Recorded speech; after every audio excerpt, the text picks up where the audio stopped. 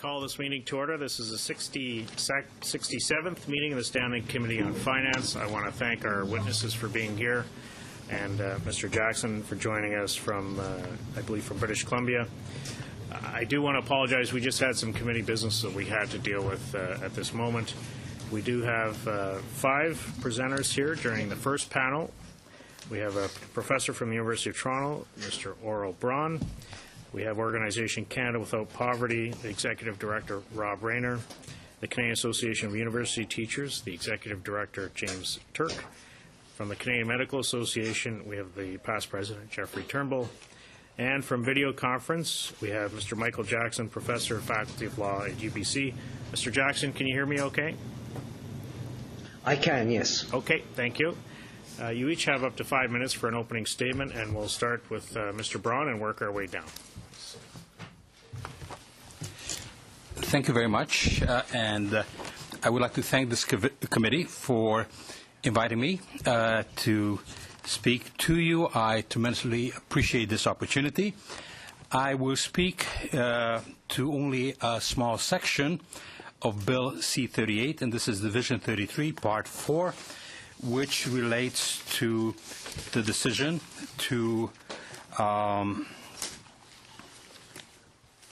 close out the International Center for Human Rights and Democratic Development. And that is my concern as the former chair of what was commonly known as Rights and Democracy. I must say, at one level, this has been a difficult process for me because I spent much of my adult life engaged in trying to protect human rights, to promote democracy. It had certainly been a key part of my life for 3 years. But eventually I had to come to the conclusion that Rights and Democracy, as an organization, had some fundamental, structural, and process problems that went back all the way to its original drafted legislation. It had an inadequately defined structure. It turned out to have been a recipe for problems. And for 2 decades, contrary to certain urban legends, Rights and Democracy lurched from crisis to crisis, and we did our best to fix it, but it involved misunderstandings, distortions from the very beginning of the foundation of Rights and Democracy in 1988. And there were especially 2 myths that had developed. One was that Rights and Democracy was an independent organization. And I think it's very important for us to understand that Rights and Democracy was not an independent organization. It was taxpayer-funded. It was, from the beginning, a shared governance agency, a short-term agency. It had to operate within the parameters of the policies laid down by the government of the day. And it was responsible to Parliament. It was not an NGO. Second,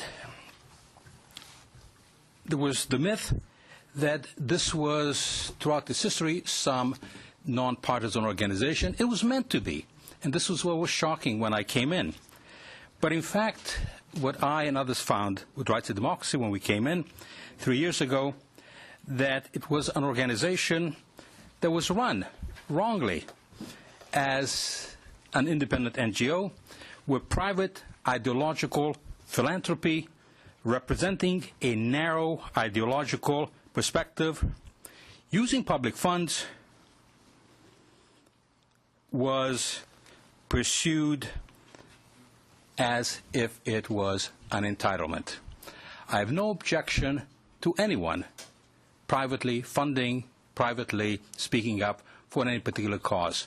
But it's something else when taxpayer money is used for such a purpose for particular private political and ideological philanthropy. So the result was that you had a distorted and hopelessly contradictory organization that functioned very poorly in the 1980s, the 1990s, and it was certainly the wrong vehicle at the wrong time to deal with the crucial issues of human rights and promotion of democracy in the 21st century. 1 minute. Attempts at adaptation were highly problematic, and I think Minister Baird and Mr. LeBlanc from the Liberals was very good in saying that there was a need to change from a funding model to one of providing expertise. But I want to get to something concrete, because there were certain things that happened that I think this committee needs to know. And there were two things, and perhaps the last one I can bring in during the question period, but I have to get to the first one. It involves the past where new evidence has come to light. There was testimony before this Parliament, for example, that was crucial in trying to define what this organization was. And it's very sad that Mr. Beauregard passed away. I'm very reluctant to speak about this, but with the new information, this is one of the things that had happened. This organization was prevented both by the government and by the board of directors from participating in the Durban to Hate Fest. Mr. Beauregard testified before Parliament in the presence of two of his lieutenants, Razmik Panosian and Madame Cloutier. It was asked very plainly, the question could not have been more direct, asked by Mr. Lunny, did rights and democracy play any role, directly or indirectly, in planning for or participating in the Durban Conference? He answered unequivocally, no, it did not. We have evidence that this was utterly, completely false. Rights and democracy did participate. Parliament was directly misled. Okay. This is why, together with other developments, I have no choice. I think the best decision is to support the government's conclusion that the organization will be defunded. Thank you. Thank you, Mr. Braun. We'll go to Mr. Rayner, please. Thank you very much. Dear Mr. Rajat, Chair of the Standing Committee on Finance and members of the committee, on behalf of our team at Canada Without Poverty, our directors, honorary directors, staff, volunteers, and supporters, and on behalf of those to whom Canada Without Poverty amplifies their voice on matters of their very survival, thank you for the opportunity to appear before you today to speak with respect to Bill C-38. Our central concern is the eradication of poverty in Canada, getting at the roots of this problem and dealing with them head-on, not just because it's the right thing to do, but it's also because it's the wise thing to do. As you may know, poverty costs Canada to the tune of some 72 to 86 billion per year, about 5 to 6% of our GDP. That's the dollar cost. But in the past week alone, we have learned that people in low-income neighborhoods are twice as likely to die from preventable causes as people in high-income neighborhoods. That undercuts families, communities, our economy, our prosperity. We are all poorer as a result. And as you know, you only have to walk less than a block off Parliament Hill before this problem is there before you and all around us. Nonetheless, we are curious as to why we are appearing before you once again after our last testimony on September 28th. At that time, in response to pre-budget consultations, we made but one recommendation: for the federal government to set targets and timelines for poverty reduction and elimination, and to study all fiscal mechanisms, federal as well as intergovernmental, available to help reach these targets and lay out options for your committee's consideration and consultation. That recommendation wasn't heeded in the budget, which is strange as it represented an essentially costless request with the potential for a great payoff for the country. But you did ask us to appear today, and so I will answer through the lens of poverty in Canada. In short, Bill C-38 scares us, like it is scaring a lot of Canadians. Governments are supposed to provide calm to the people, not sow fear. A bill like this renders fear because there is so much consequential stuff in it, with decision-making power being handed to far too narrow a group of people, bureaucrats and cabinet members, with elected representatives largely cut out of what should be a healthy debate on a wide range of issues. It is worth knowing that omnibus is derived from Latin and means for everything. The overarching concern is captured with these words, quote, "Omnibus bills subvert the parliamentary process by denying members of Parliament and the Canadian public the ability to fully study or understand the drastic changes currently being made to our laws without proper study or scrutiny. And for that reason, you must stand against this bill and address its many dozens of substantive components with the due care they deserve, that Canadians deserve. What is the government's purpose, and in addition, what is really in the public interest in centralizing power in the PMO? What indeed, when staff are not elected, and when it has been demonstrated time and time again that regulations rarely are held truly accountable to Parliament? If you recommend that Bill C-38 be passed, you would recommend to your colleagues that they remove their oversight of matters that directly affect your constituents, We don't think MPs were elected to delegate their powers of oversight, transparency, and accountability. Substantive issues such as the innumerable ones encompassed in this bill should go to Parliament on the recommendation of government to be debated and potentially passed. What's happening here is the reverse. It is worth noting that there are more questions about this bill than that of the Distinct Society Clause in the Meech Lake Accord. And when the compromise, the Charlottetown Accord, was put to a vote, it failed, in major part because, like in Bill C-38, there was so much in it that in time, various groups and interests became opposed to select parts. As John Ivison of the National Post wrote on May 23rd, as you remove the outer layers of the bill, you discover potentially far-reaching policy shifts that have no business being in any budget, far less being scrutinized by the Finance Committee. Bill C-38 adds to the current era of instability, especially among those who very specifically live day-to-day from hand to mouth. For example, 1. The bill gives authority to the Minister of Human Resources and Skills Development to increase the age of eligibility for old age security and the guaranteed income supplement, a move that will definitively injure those who most need OAS, the poor or almost poor who are approaching the age of 65. 2. Permitting regulations to be made concerning what constitutes suitable employment. Troubling, considering the Minister of Finance believes there is no bad job, when the swelling ranks of the working poor would suggest otherwise. 3. Dramatic operational changes to Social Security tribunal hearings with very real risks that those who have the right to old age security, Canada Pension Plan, or employment insurance benefits may be unable to effectively claim them. And 4. Eliminating the National Council of Welfare, undermining the identification of the most promising approaches and solutions to poverty. Mr. Chair and members of the committee, we have only asked for a plan to combat poverty, not for even more uncertainty than there is now. And we've been living with uncertainty for a long time. We remind of the now infamous 1989 parliamentary resolution to eliminate child poverty by the year 2000. But with no plan behind this intention, well, UNICEF has just reported that Canada's child poverty rate is 13.3%, placing us 24th of 35 developed countries on this very telling metric of progress. We do have hope with the new all-party anti-poverty caucus, a Canada Without Poverty-inspired concept. Perhaps you can also rethink about how your own caucus can operate and report back to Parliament. In conclusion, Bill C-38 offers zero consolation to those who face the evil effects of falling into the ditch while a misguided policy reform was implemented. Bill C-38 is simply put a power grab. The right thing to do, as we hope each of you will agree, is to break this bill apart. Thank you. Thank you, Mr. Rayner. We'll hear from Mr. Turk now, please. Thank you, Mr. Chair and Committee. We welcome the opportunity to appear before you. I'm here representing the Canadian Association of University Teachers. We're a federation of faculty associations at 124 universities and colleges across the country, representing about 68,000 academic staff. It's a challenge for a witness to appear before you with 5 minutes to address a bill of such enormity. One hardly knows where to begin. The table of contents, just listing the acts affected, is 15 pages. It makes such fundamental changes, or allows fundamental changes to EI, to old age security, appeals from old age security and Canada Pension Plan, eliminating the Office of the Inspector General for CSIS, even repealing the Fair Wages and Hours of Labor policy that was introduced by the Mulroney government to ensure that contractors for the federal government were fairly paid. In our view, this combining all these things together raises a fundamental issue of process and transparency and ultimately of democracy. I'll choose to make our comments on provisions that have some serious effect for our members. One is provisions in the bill that continue to erode Canada's scientific and cultural knowledge base. Secondly, the bill represents a major step backwards in the promotion of greater equity within our universities and colleges. And finally, it has serious implications for our contract academic staff, which constitute about 40% of the people who teach in colleges and universities, as well as other people who have seasonal jobs. First, with regard to the erosion of our knowledge base.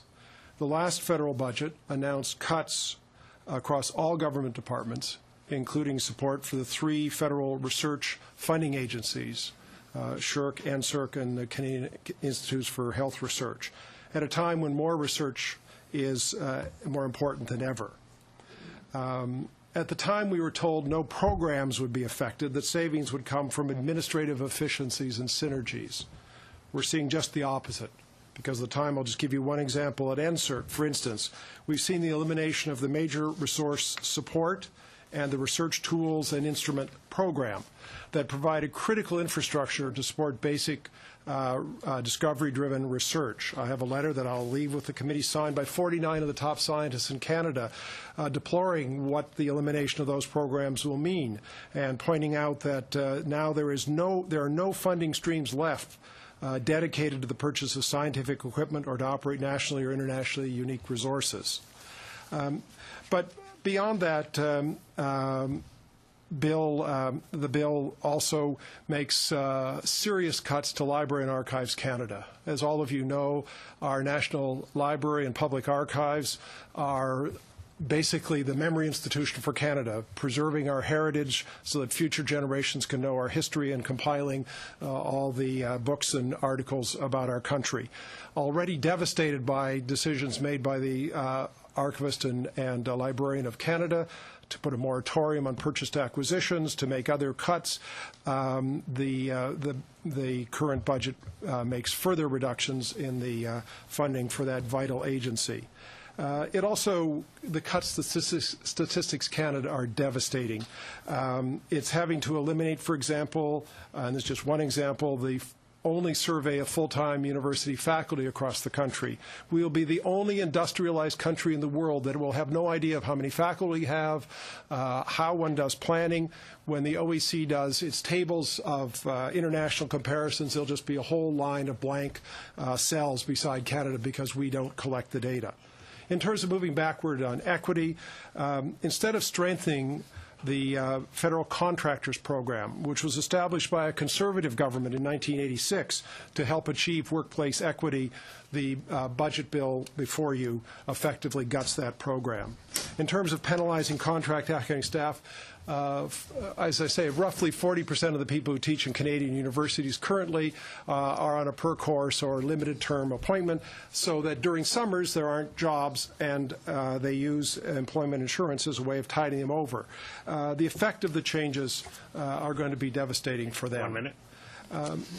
So the dilemma for us and what to recommend to you, given that there's so many aspects of the bill, is at the very least I would echo the recommendation of my colleague on the right that the bill needs to be broken up so that there's proper opportunity for parliamentarians, for experts and organizations across Canada, and for the people of Canada to understand all the aspects of the bill, have a proper consideration of those before any of these measures are put forward in legislative changes. Thank you very much. Thank you, Mr. Turk. We'll hear from Mr. Turnbull now, please. Mr. Chair, members, thank you very much for this opportunity to be before the committee on behalf of the CMA and its 76,000 members. Canadians believe that transforming our healthcare system to meet the 21st century Canada must be among the highest priorities of all levels of government, including the federal government. I would like to begin by commenting on the health transfer framework announced by the Minister of Finance in December. This announcement provided some predictability for years. However, the federal government reducing its involvement in several areas affecting health or health care added costs that will end up in the laps of the provinces and territories. So while this budget may enhance the federal government's fiscal prospects, it will do little to help the provinces and the territories. But there's more to this debate than just funding. We believe that Canadians would be better served if federal health care transfers came with specific guidelines, ensuring that the system provides care of comparable access and quality to Canadians across the country, regardless of their circumstances. We are encouraged that the Minister of Health has indicated that she wants to collaborate with the provinces and territories on developing accountability measures to ensure value for money and better patient care. We look forward to the Minister's plan for accountability. This budget is notable for other missed opportunities. For many years, groups across the political spectrum have called for a pharmaceutical strategy to reduce national disparities. In fact, such a strategy was committed to by governments under the 2004 Accord. Minister Kennedy referred to this issue indirectly when he said the recent cancellation of supplemental health benefits for refugee claimants is justified because refugees should not have access to drug coverage that Canadians do not have. Rather than cutting off those desperately vulnerable people, Canada's physicians urge the federal government to work with the provinces and territories to develop a plan that ensures all Canadians have a basic level of drug coverage. Indeed, we now appear to be in a race to the bottom in the way we treat vulnerable groups by, for example, deferring old age security for 2 years, changing service delivery to veterans, mental health programs for our military, and the EI program. Significant policy changes have been announced since the budget, with little opportunity for debate and little evidence provided. We note as well the lack of open consultation with Canadians on matters of great importance to their lives. Successful policy requires buy-in, which is best achieved when those interested are able to participate in the policy-making process.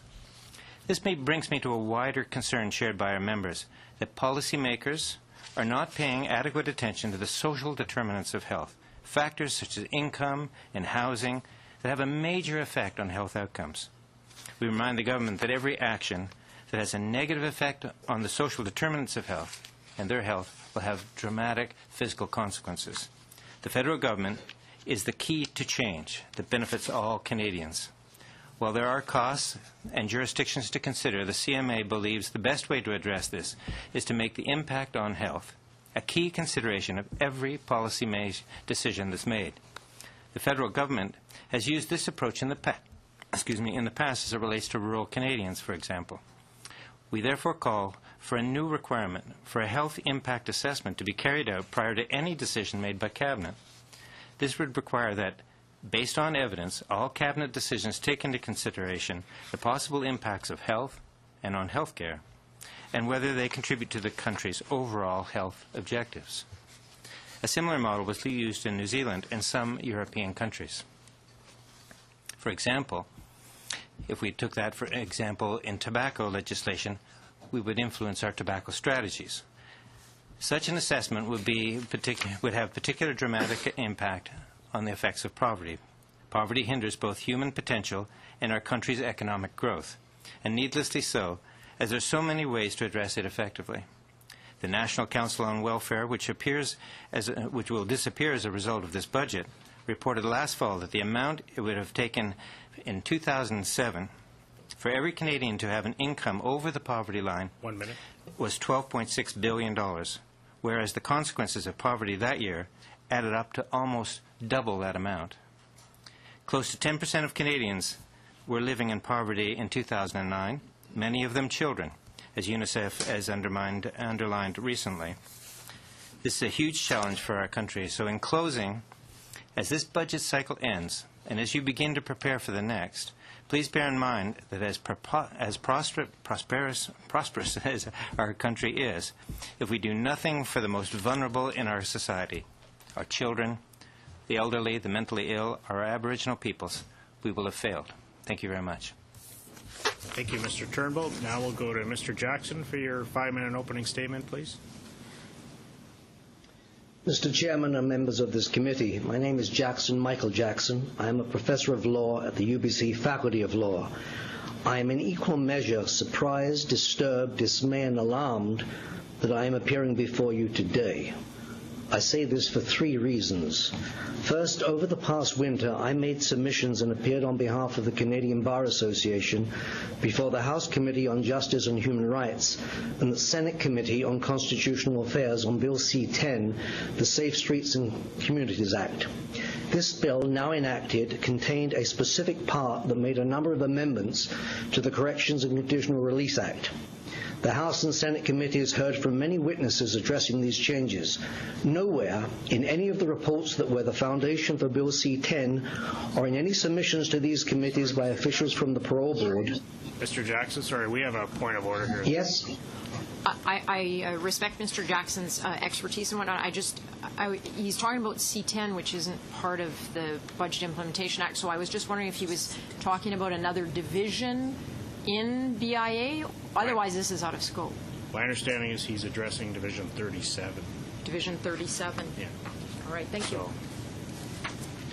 Sorry, Mr. Jackson, I apologize. Please continue. Yes. Nowhere in any of the reports that were the foundation for Bill C-10 or in any submissions to these committees by officials from the Parole Board was there any recommendation, not even a footnoted hint, that a further far-reaching amendment to the CCRA would be introduced. Yet what is now before you, just a few months after the passage of Bill C-10, buried deep in a 400-page budget bill, is a change to the correctional legal landscape that, in terms of its impact on constitutional rights, eclipses anything passed in Bill C-10. The second reason flows from the first and relates to the constitutionality of the amendment to the CCRA contained in Division 37, Section 527. This would abolish the right of an offender whose parole or statutory release has been suspended to an in-person hearing before the Parole Board to determine whether to cancel the suspension or revoke the parole. Henceforth, these parole decisions will be based on a file review only. Bill C-38, in abolishing the right to an in-person hearing and providing for only file reviews, violates Section 7 of the Charter. In a consistent and hitherto unchallenged line of cases decided by both provincial, superior and federal courts dating back to 1982, it has been held that Section 7 of the Charter gives a suspended offender the right to an in-person hearing when the issue of revocation is being determined. The violation of Section 7 that the proposed amendment would cause has not and cannot be demonstrably justified as a reasonable limit on a constitutional right. The only reason given by the government for the legislative change is to save costs. As Federal Court of Appeal Justice Mark McGuigan, himself a former Minister of Justice, stated in Howard, convenience and justice are often not on speaking terms. In my written brief, I have provided this committee with a more detailed understanding of the factual and legal context and consequences of parole suspension and revocation, and the crucial importance of the in-person post-suspension hearing. This will explain why the courts have concluded that this hearing is a fundamental principle of justice. The great majority of parole suspensions are not based on the parolees reoffending for a serious crime of violence, or indeed for any crime, but for allegations of breach of a condition of parole. The alleged breach of conditions contained in a parole officer's report, which constitutes the primary file document upon which the parole board reviews these cases, is often based upon information contained in police reports. Without an in-person hearing, the reliability of this information cannot be properly tested. I have provided the committee with examples of actual cases which demonstrate the importance of the in-person hearing, and where, without the right to such a hearing, the offender would almost certainly have been revoked unfairly and needlessly, in many cases to serve many more years in imprisonment. The importance of the in-person hearing is not limited to just ensuring fairness to the offender. The likelihood that the board will have before it accurate and complete information and relevant arguments needed to make decisions regarding the risk to public safety is considerably enhanced by the in-person hearing. Hearing the offender in person, therefore, is an essential element of the process to protect both the interests of fairness to the offender and to the board's ability to fairly assess the risk to the public. The third and final reason for my alarm is that the amendment will disproportionately affect Aboriginal offenders who, as a result of systemic discrimination, have lower rates of conditional release and higher rates of revocation. In its recent decision in Ipoli, the Supreme Court reaffirmed its decision in Gladue that the courts must take into account the special circumstances of Aboriginal offenders. The board has previously, to its great credit, responded to the challenge by introducing elder-assisted hearings, where the hearing is held in accordance with Aboriginal protocol in a circle, where the board-appointed elder counsels the offender and provides advice to board members. The involvement of elders also provides a valuable opportunity to introduce traditional teachings and the positive involvement of Aboriginal communities. Bill C-38, by abolishing post-suspension hearings, would extinguish the possibility of an elder-assisted hearing in the post-suspension context. In doing so, Parliament will be aggravating, not alleviating, the systemic discrimination referred to by the Supreme Court, and that discrimination has been referred to as a staggering injustice. I urge this committee to reject Section 527 of Bill 38. Okay, thank you for your opening presentation, Mr. Jackson. We'll now proceed to members' questions. And Mr. Marston, you'll lead off. Thank you, Mr. Chair. Well, Mr. Rayner, Mr. Turnbull, and Mr. Jackson, I agree with the strong concerns you brought before us today, and I thank you for taking the time to express those on behalf of the democracy in this country. It's significant and it is important. Mr. Braun, it may come as no surprise to you that you and I just may not agree. I'm the critic for human rights for international affairs for our party. And from our perspective, Rights and Democracy's status as an arm's-length organization with the ability to work in different regions of the world with different civil society groups, you know, is different than what will happen if that work moves into DFATE. Could you advise the committee on any analysis that was conducted regarding the loss of Canada's involvement with other organizations and how that would indirectly or directly affect the Canadian government's perception in the world? I cannot speak to how the decision was reached within the government. I can only speak to what Rights and Democracy did as an organization. And I want to emphasize that from the beginning, it was not meant to be an independent organization. This is funded by Canadian taxpayers. Well, as I indicated before, I don't think you and I will necessarily agree on that. Just going a bit further, many people have come to myself and members of our party with concerns about that when your term started, that the Board of Rights and Democracy brought on the crisis in the organization. They expressed concerns, and other people in our party have shared those concerns about money that was wasted investigating long-term public servants. And as a result of that, many very talented workers were lost to that organization, a lot of its credibility, and now we find ourselves with a bill before us that's actually killing the organization. Has that not been the plan right from the beginning?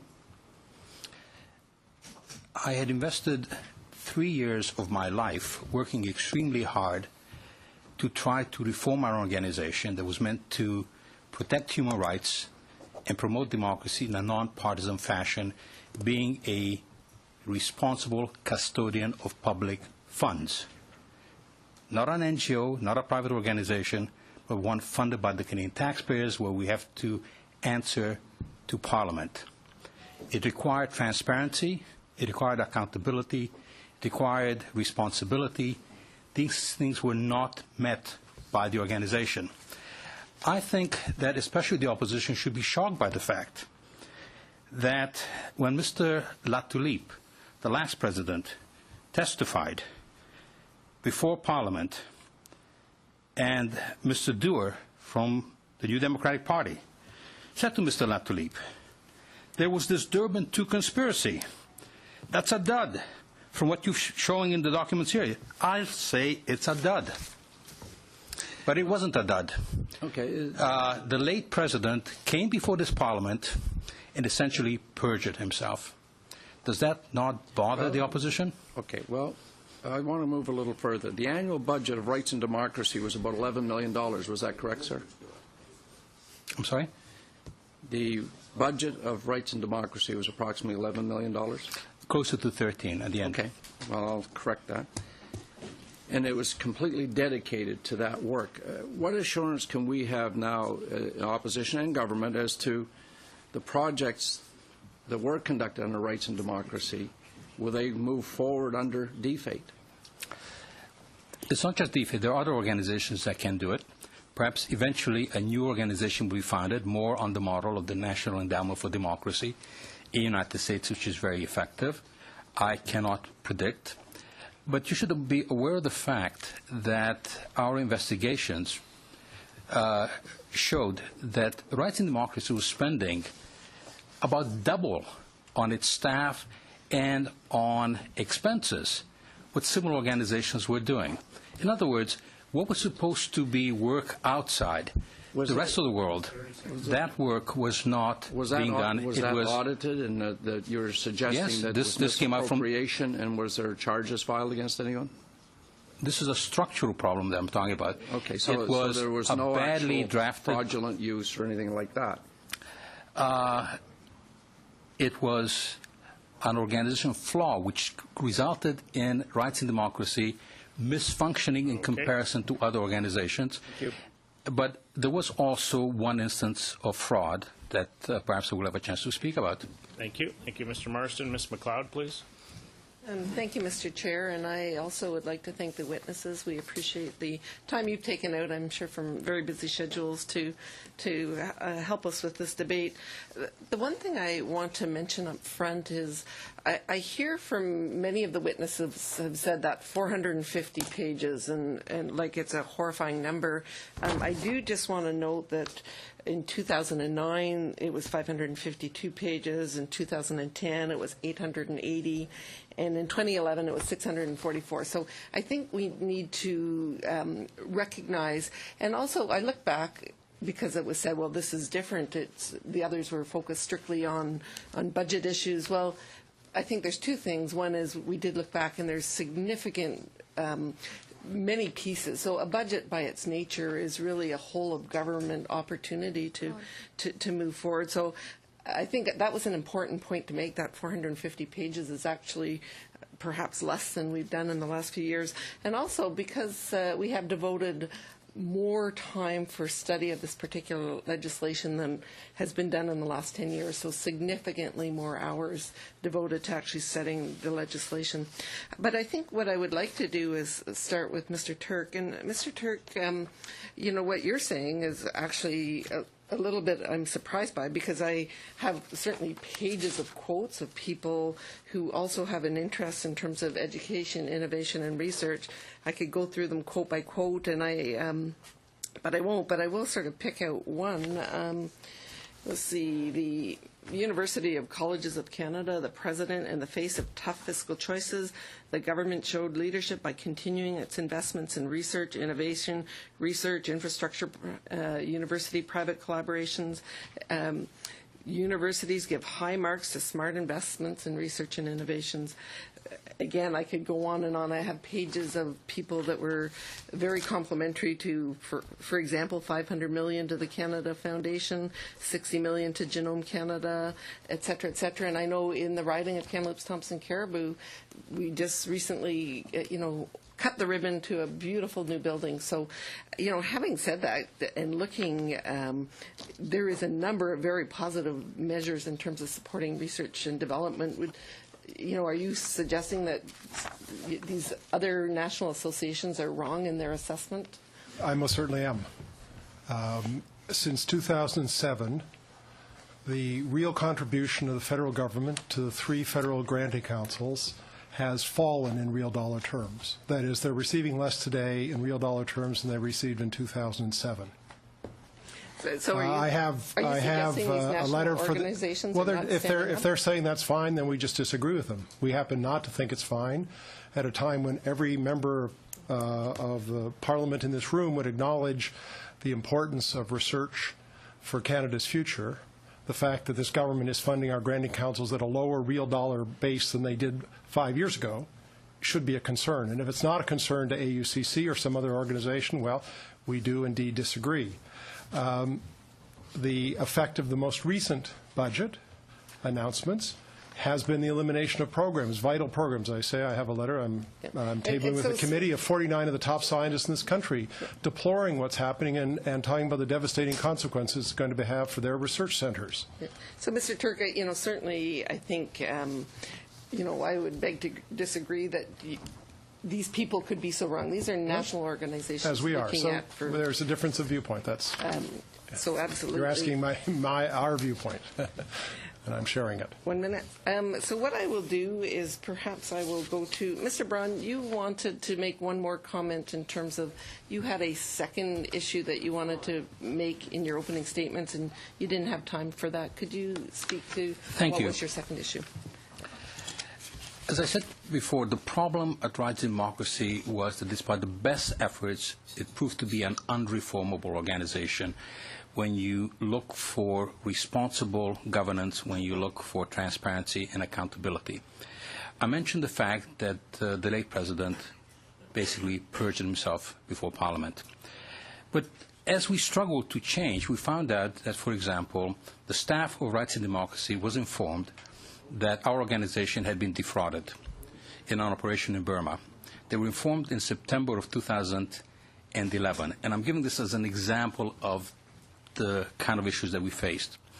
The board was not notified of this. In October, the following month, we made a decision on funding other organizations in Burma without the knowledge that we had been defrauded. We did not know as a board, we were not informed by the staff until January of 2012, several months after the staff had been informed of what had happened.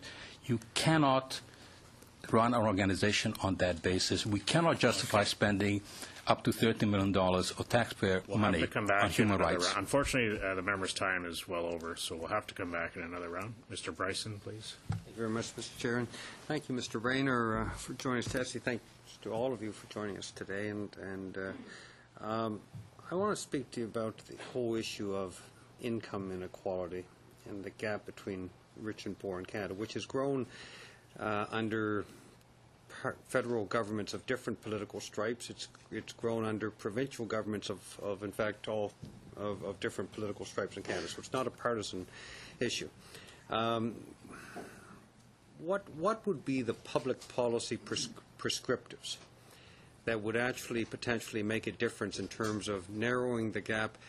And please try to focus on the area of equality of opportunity, not just income inequality. I want to avoid sort of class warfare stuff. I want to actually focus on what can we do to help give people a really good start to avoid the gap of equality of opportunity growing to a point that it becomes damaging to social cohesion in Canada. I'd appreciate your thoughts, Mr. Rayner, and I suspect Mr. Turk or perhaps Mr. Turnbull may have comments on this, or Dr. Turnbull, rather.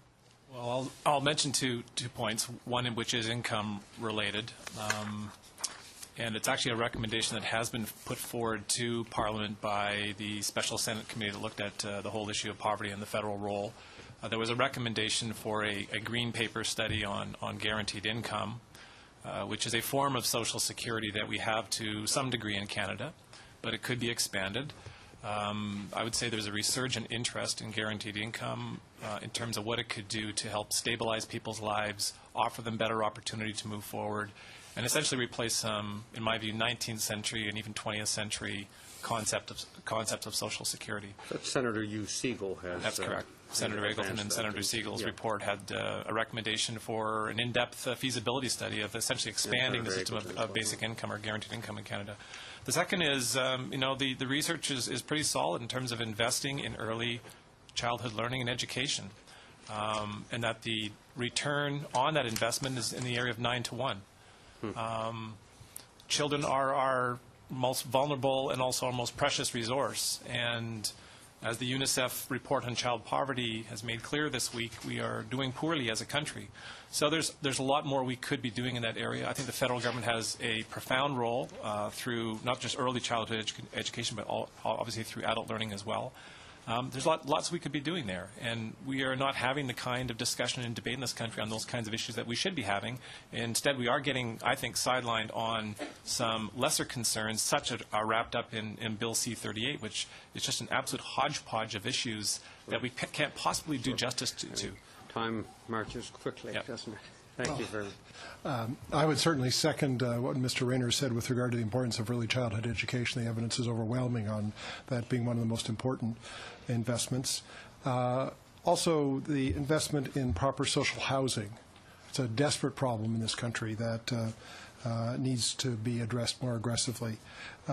With regard to the legislation before you, the changes in the employment insurance that are going to be permitted by this bill will have very serious consequences for the least wealthy people. I'll give Dr. Turnbull a chance because you don't have much time left. And recognizing that poverty is a significant determinant of health outcomes, I'd appreciate your input. Are you seeing a gap in the quality of health care, for instance, in communities based on levels of income? Absolutely. As social inequity grows, so does health inequity. And we're seeing consequences of that sometimes comparable to that of the developing world in our most socially disadvantaged and vulnerable populations.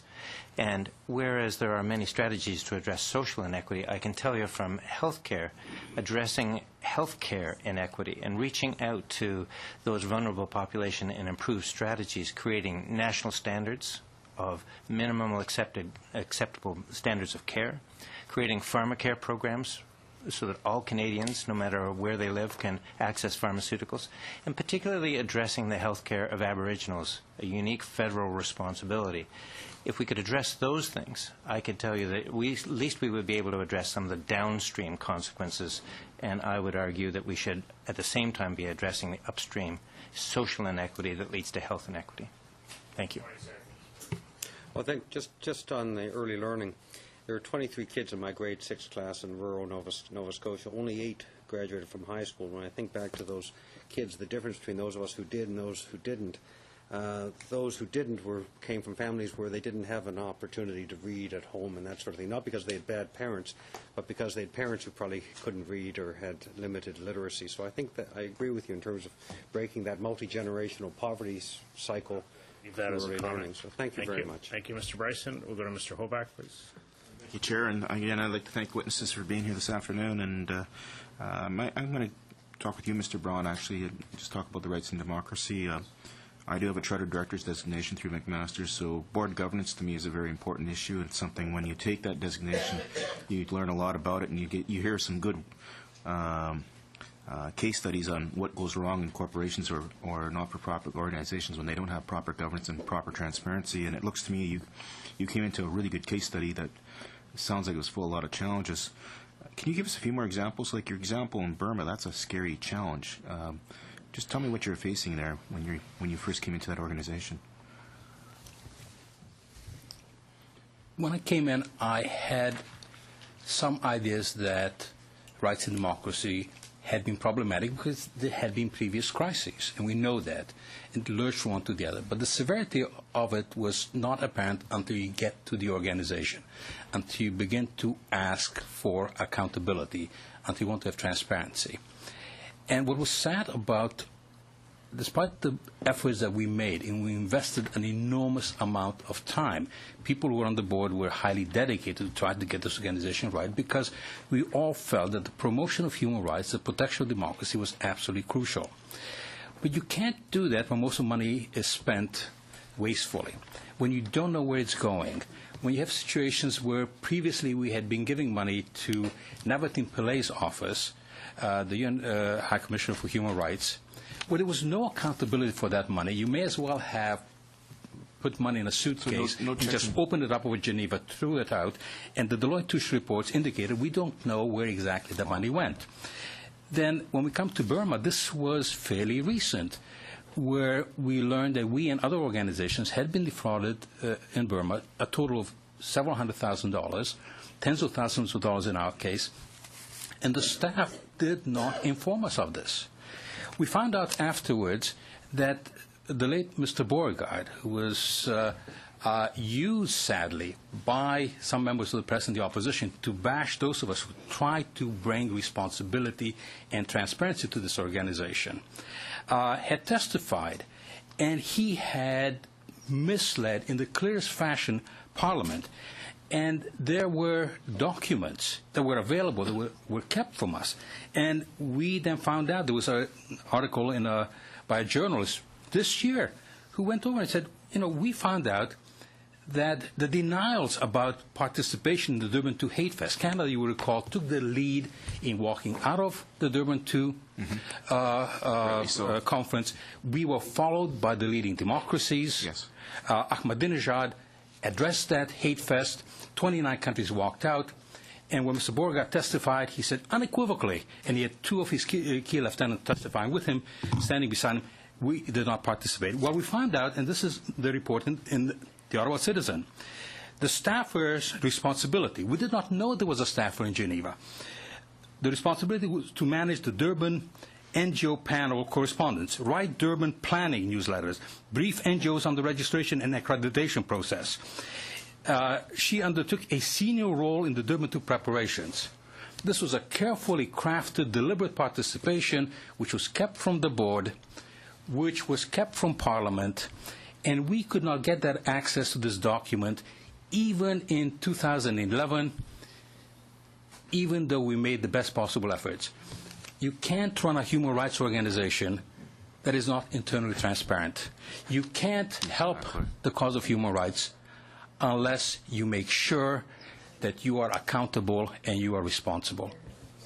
So, you know, that it's really confusing to the general public because rights and democracy, the name of it makes it sound like an honorable and noble goal. And when you say, okay, that has to change, but when you start explaining some of the governance issues you're having, like when you can't get reports or you have no way of giving transparency to how money's being spent, well, then you as a director take on liability without having any visibility on what that liability is. Is that not correct? Mr. Hoback, you put your finger on it.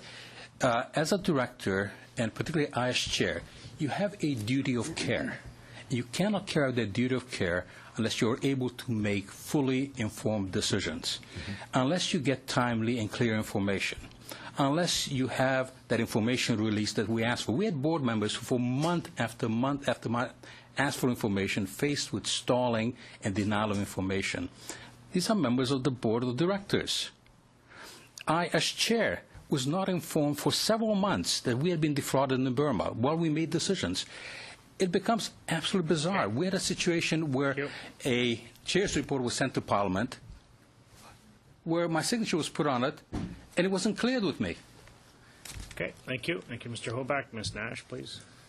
Thank you, and welcome all the guests. And I want to just begin by reaffirming what some of you have already said, which is that this massive Budget Implementation Act is like nothing we have ever seen. And my colleague has said that there may have been 2 other BIAs that this government has brought in that had more pages, but none of them had this complexity and this number of laws that are impacted, had this vast scope as we're seeing now, and which, of course, is all under time allocation, so do not get to be thoroughly debated, because each of the areas that you are raising are so substantive on their own. But I'll try to be quick because I have 5 minutes to be able to ask all of you questions. First of all, Mr. Turk, something we've not had the chance to talk about here until you raised it was the issue of cuts to archives, although I have been contacted by many archivists and many of my constituents about this. Now, the Heritage Minister assures us that all services that we operate right now to Canadians will continue, but they'll be done differently. That's a quote. I'd like to first of all get your comment on that. Secondly, most thinking people agree that we are increasingly living in a knowledge economy. Scientific expertise and capacity is important. So I would like your brief comment about so many of our scientists getting the pink slip and so many of our scientific institutions being, if not undermined, certainly eliminated, and the potential economic impact of those decisions. First, with regard to our Library and Archives Canada, the consequences of what's happening there, exacerbated by the most recent budget, are very serious indeed. Every industrialized country has a national library, it has a public archives. Ours is in grave danger. A public archive side of it is sustained by skilled archivists who specialize in certain areas. Their positions are being eliminated. The collections are not being maintained. Canadian Pacific, for example, we've been told, has been trying to give its archives to the LAC for several years. It's not been accepted, and whatever one's views of Canadian Pacific, certainly they've had a major impact on the history of our country. Our ability to know our own history is at risk. There was a response saying, well, not to worry, this is all being digitized, so elimination of staff, restricted hours. Currently, the best estimate of what percentage after years of work on it, of the percentage of the LAC collections digitized is 2%. 2%. It's not going to be in my lifetime or the lifetime of anyone in this room that the entire collection would be digitized or a major portion of it. There are approximately 1 billion records in the LAC. At 25 cents a page, which is a cheap estimate, it would cost $250 million to digitize them. I'm So rapidly there's- running out okay, of I'm sorry. time, and I did ask you a question about Yes. the economic impact of scientists, but I want, Okay. I'm sorry, I'm That's not going okay. to be able to No have problem. time to hear from you on that. I want to ask Michael Jackson a question. You had talked about, first of all, the change that's being made in this bill being a potential constitutional breach. That's certainly something that's bracing when we hear that as a committee. But I'm also concerned when you talk about most of the people who would be affected being Aboriginal people. It is, of course, an extremely disadvantaged people who faced incredible systemic barriers, not the least of which is massive economic inequality, socially vulnerable. It's the fastest demographic in our country. What could be the economic impact and social impact of this change that's being proposed in the BIA? Sorry, a point of order, Mr. Jean. Fastest demographic or the fastest growing demographic? Because I know they're fast, but is it the fastest? You mentioned the fastest demographic. Thank you, Question. Mr. Jean, for that important clarification. I meant the fastest growing demographic is Aboriginal youth. Thank you. Okay, we'll take that as a helpful point, and that's Very to- helpful. That's to Mr. Jackson. Okay, Mr. Jackson. Let me respond this way. The cost saving of abolishing the right to a hearing in a post-suspension context is estimated by the parole board officials to be $1.6 million a year. The impact on the unfair revocation of Aboriginal offenders in terms of further contributing to disadvantage, lack of economic opportunity, further years of incarceration is far, far greater than that, simply in economic terms. But my point, and this is perhaps the reason why I opened my comments the way I did, the issues involved in this particular provision are not primarily economic. They affect fundamental human rights, and that is why this particular provision should be referred to the Committee on Justice and Legal Rights and the Senate Committee on Constitutional Affairs, because it is principally a human rights, fundamental rights issue. The economic impact, as I said, is $1.6 million. So it's tiny in the context of the overall budget of the Correctional Service of Canada and the Parole Board, but it is huge in terms of its impact on Aboriginal peoples. Thank you, Mr. Jackson. Thank you, Ms. Nash. We'll go to Mr. Van Kesteren, please. Thank you, Chair. I didn't think I was up yet, but okay. I want to address my questions to Mr. Rayner, Mr. Turk, and Mr. Turnbull. I can appreciate some of the areas of concern that you've raised, but the key ingredient that you're leaving out, and we heard this very clearly this morning. We had a number of economists. Is the simple fact that in order to sustain some of the things that you're talking about, you need revenue.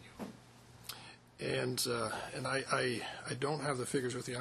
I suspect somebody in our side will possibly maybe bring those up. But for instance, in the period with the Great Recession in 2008, 2009, when the government enacted its economic plan, there was substantial funds given to universities. Mr. Turk, I'm sure you know that. Now, traditionally, the federal government doesn't get involved with bricks and mortars, but we kind of broke the rule and spent, millions of dollars. And I'm trusting somebody on this side will give you those figures.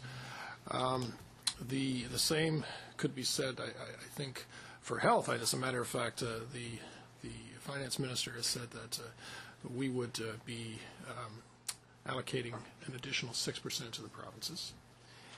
And that would continue to 2017. At that time, I believe it's tied to GDP, and it will not drop below 3%. We expect that to be 4% at that time. So, again, very substantial. And that, coupled with that, we have a number of situations that we're headed towards. Number one, we know we're headed towards an aging population. So when you talk about health care, we know that the majority of health care happens. I think somebody told me once the last year of one's lives is when.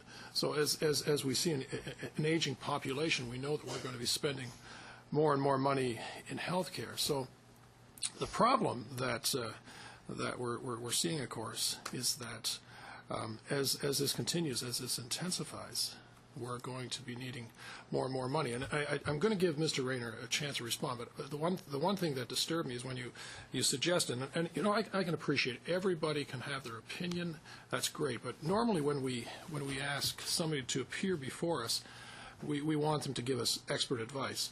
And so, you know, and I'll give you this opportunity, but when you suggest that we're mistaken, the government is mistaken in dealing with the issue of OES, raising the age from 65 to 67, do you have statistical data that would enforce that? Because the economist that appeared before us this morning, I think rightly, rather than giving his opinion, quoted what the OECD was stating, and that was that all, not just Canada, but all Western countries have overspent, and they've got a real problem ahead, and they need to address it. As a matter of fact, some have even suggested that they raise it even to 70%.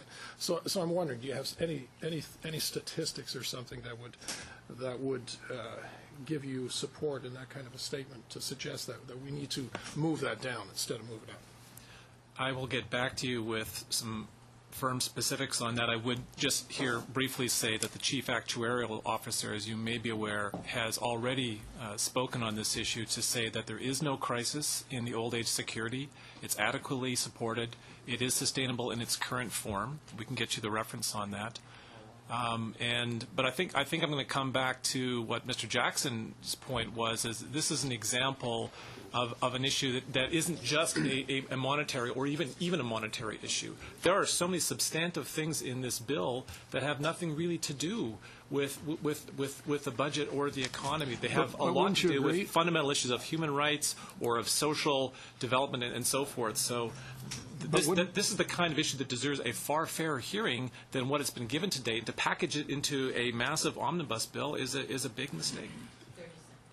Okay, I've got some statistics. I won't share them. What I would say that the best thing that we can do for anybody that's living in poverty is give them a job, and that is precisely what this bill is addressing, to make sure that our economy remains strong and remains vibrant, so that jobs are created. And the best thing that we can do is to get them out of poverty is to give them a job. And so I think the government is doing what we've promised, what people, quite frankly, what people expect us to do. My brief retort on that is that Canadians are working harder than ever before. We have evidence on that, and more of the ranks of the working poor are growing. You will find them in homeless shelters and so forth. So we have structural problems in our labor market, which also deserves far greater scrutiny. Thank you very much, Mr. Van Kesteren, Mr. Rayner, Mr. Caron. Merci beaucoup. Merci à tous les témoins d'être ici. Thank you very much, and thank you to all the witnesses. I have the pleasure in the past life to work with the members of the Canadian Medical Association. Very productive, by the way. And now public policy as to concerns with the healthcare system. Now, there is a perception, perhaps, or a perspective at least, from the part of the government that if we reduce the contribution of the federal government, during the election, they promised to maintain the transfers for 6% a year indefinitely. In December, they said 6% for 3 years and then 3% thereafter. So that's a reduction as to the official commitment they made, about $20 billion. Now, the perception is that we can continue that and continue to control expenses in the health sector, and that provinces are capable of doing it as well. In the perspective, in the view that I was working in policy, health policy issues, I mean, it's patently clear that this is not a magic solution that's going to allow or force expenses to slow down. In fact, it'll force provinces to make hard and painful decisions as to which services to offer and which not to. Could you comment on that, please? Member, the CMA has been very concerned about the fact of focusing all the discussion of sustainability on healthcare around just dollars. We believe that this is not necessarily a discussion about just dollars. Sustainability to us is access to quality, patient-centered care across the continuum. Yes, it's provided in a cost-effective fashion. So we believe strongly that if we just focus on the dollars, we're missing the opportunity of having significant healthcare transformation. And we need the federal government to work with us, providers, the provinces, the territories, municipalities, all together to come to meaningful solutions. We can't do this without the federal government. And yes, the transfers are one part of this. But transfers without accountability, transfers without a changed healthcare system will just buy the status quo, which we already have, and which we recognize is insufficient.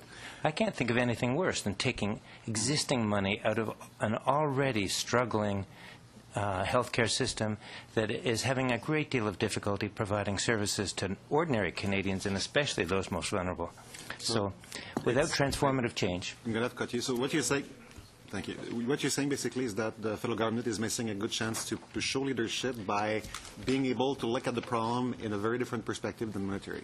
We need their help. They need to work with all of us. And for that amount of money, that $446 billion between now and 2023, I would expect the government, and I would think that the public would expect that there would be accountability and change for that. Thank you. I've got about a minute and a half left. Monsieur Brown, ce qui me surprend dans tout ce que vous dites est évidemment... Surprises me in what you're saying in the entire saga of rights and democracy. I began here in 2011, but I find it very, very interesting. It seems that the only persons who are in a similar situation, who are without any blame at all, is yourself in all of this situation. I haven't heard you say that you might have been part of the problem. You talk about transparency and accountability. I know that you requested an audit on rights and democracy as it concerns its structure and decisions taken previously. From 2005-2009, $1 million was spent on a report on a route that you sat on for 5 months without revealing its existence. The report was commissioned in order to be made public, and yet it found absolutely no particular problems with the structures of rights and democracy. So I think you're coming here and telling us Mr. Beauregard obviously can't defend himself today. And the report that you have obtained contained no blame, no comment as to Mr. Beauregard's behavior. Well, I appreciate the question. I hope you read the Deloitte report, which did not cost $1 million. And the report was actually devastating. And I'm puzzled as an academic how you could read the report. I'd like to assume you read the report and say this. When the report basically stated there was no accountability, the report stated that we have no way of tracing some of the money. The report stated that, for example, there was an internal audit and report on the Geneva office, which was negative, which was kept from the board, and then the late Mr. Beauregard commissioned another report, which was submitted to the board, which was positive, but we were prevented from knowing the negative report. And this was all in the Deloitte report. So I do not know how would it be possible to read through that report and come to the conclusion you have, with the greatest respect, sir. Okay, thank you. Thank you. We'll go to Mr. Jean, please. Thank you, Mr. Chair, and thank you for witnesses for coming today. I found it very interesting indeed. Mr. Jackson, after our last visit together at the Committee for Justice and Human Rights, which was not that long ago on C10, I enjoyed that thoroughly as well. I have to say I was kind of hoping you'd come out on C38 and be very positive in relation to some of the measures that we've taken in this particular bill. Of course, I'm basing that on your interest in Aboriginal rights and Aboriginals and freeing them from poverty. And I'd invite you up to Fort McMurray to take a look at what's going on there. We have 300 very successful Aboriginal businesses in the area. Syncrude has a workforce of 1,200 people that are Aboriginal, 14% of the workforce. They have a pro-Aboriginal hiring policy. So does Suncor. Of course, 9% of the workforce is Aboriginal. Another 700 or 800 people. And just to give you an example, one of the bands in the area, Fort Mackay, has 600 members, and their businesses did $440 million in sales last year. So the Aboriginals in my area are doing very, very well, and they are going to do very well indeed under C-38 because, of course, we have regulatory approval that has been fine-tuned because, of course, you don't have a Project One review situation in Canada. You have 27 reviews and one project usually, which take up to 8 to 14 years, and now we're looking at a 2-year limit. So I thought you would come out very, very positive about what this budget's going to mean to Aboriginal Canadians because, of course, most of these reviews will be in ridings and areas with 90% Aboriginals. But saying all of that, I appreciate all the work you've done, and of course you are one of the most well-known prisoner rights advocates in the country. But thank you for your comments today. I was wondering, particularly in relation to Mr. Turnbull, you mentioned that you thought health care should be equivalent service to all Canadians and equivalent quality. Very much. Do you agree that the federal government should treat all citizens the same in relation to health care across the country? Very much. Okay. What about you, Mr. Turk? Do you believe that all students should pay the same fees and have the same quality of service and the same equivalent service wherever they are in the country? I think all Canadians should have reasonable access to post-secondary education. That's not what I asked, though. That's what I'm answering. Okay, but should they pay the same fees? It depends on the programs. It depends on a for the variety same of programs factors. wherever they are in the country. Should they be treated the same? Well, so if they're in Alberta, should they pay for a different amount for the same quality of education? That's not within the jurisdiction of the federal government to say. Exactly, and that was my point because Yes. we know clearly that education and healthcare are matters for the provincial government in so far as delivery. But we also know since the Massey Commission in 1951 we do. that without the significant contribution of the federal government to post-secondary education, the ability to have reasonably equivalent post-secondary education for all Canadians is impossible. Well, and in fact, we know today that the cost is not anywhere near the same depending on where you go in the country. And we clearly know as well that delivery is not the same as providing funds. The provinces have the absolute jurisdiction to deal with delivery of health care and to deal with the delivery of education. We are funding partners in that as a federal government. But your decisions about funding have a dramatic impact both on health care and education decisions at the provincial level. They certainly do, and that's, of course, why we have promised to continue on with the transfer. As well, with regard to post-secondary education, the federal government does have responsibility for funding research. Yes. Yes, and I agree. And that's an aspect of the work of the federal government of which we've been critical. And, of course, we're doing a very good job on that. And of course, I wanted to mention in relation to what the NDP said before, we didn't, I don't remember anybody promising that we would continue with 6% transfers year over year indefinitely. Certainly, I promised to oppose the NDP in every step of the way, whatever they did, but I haven't promised that.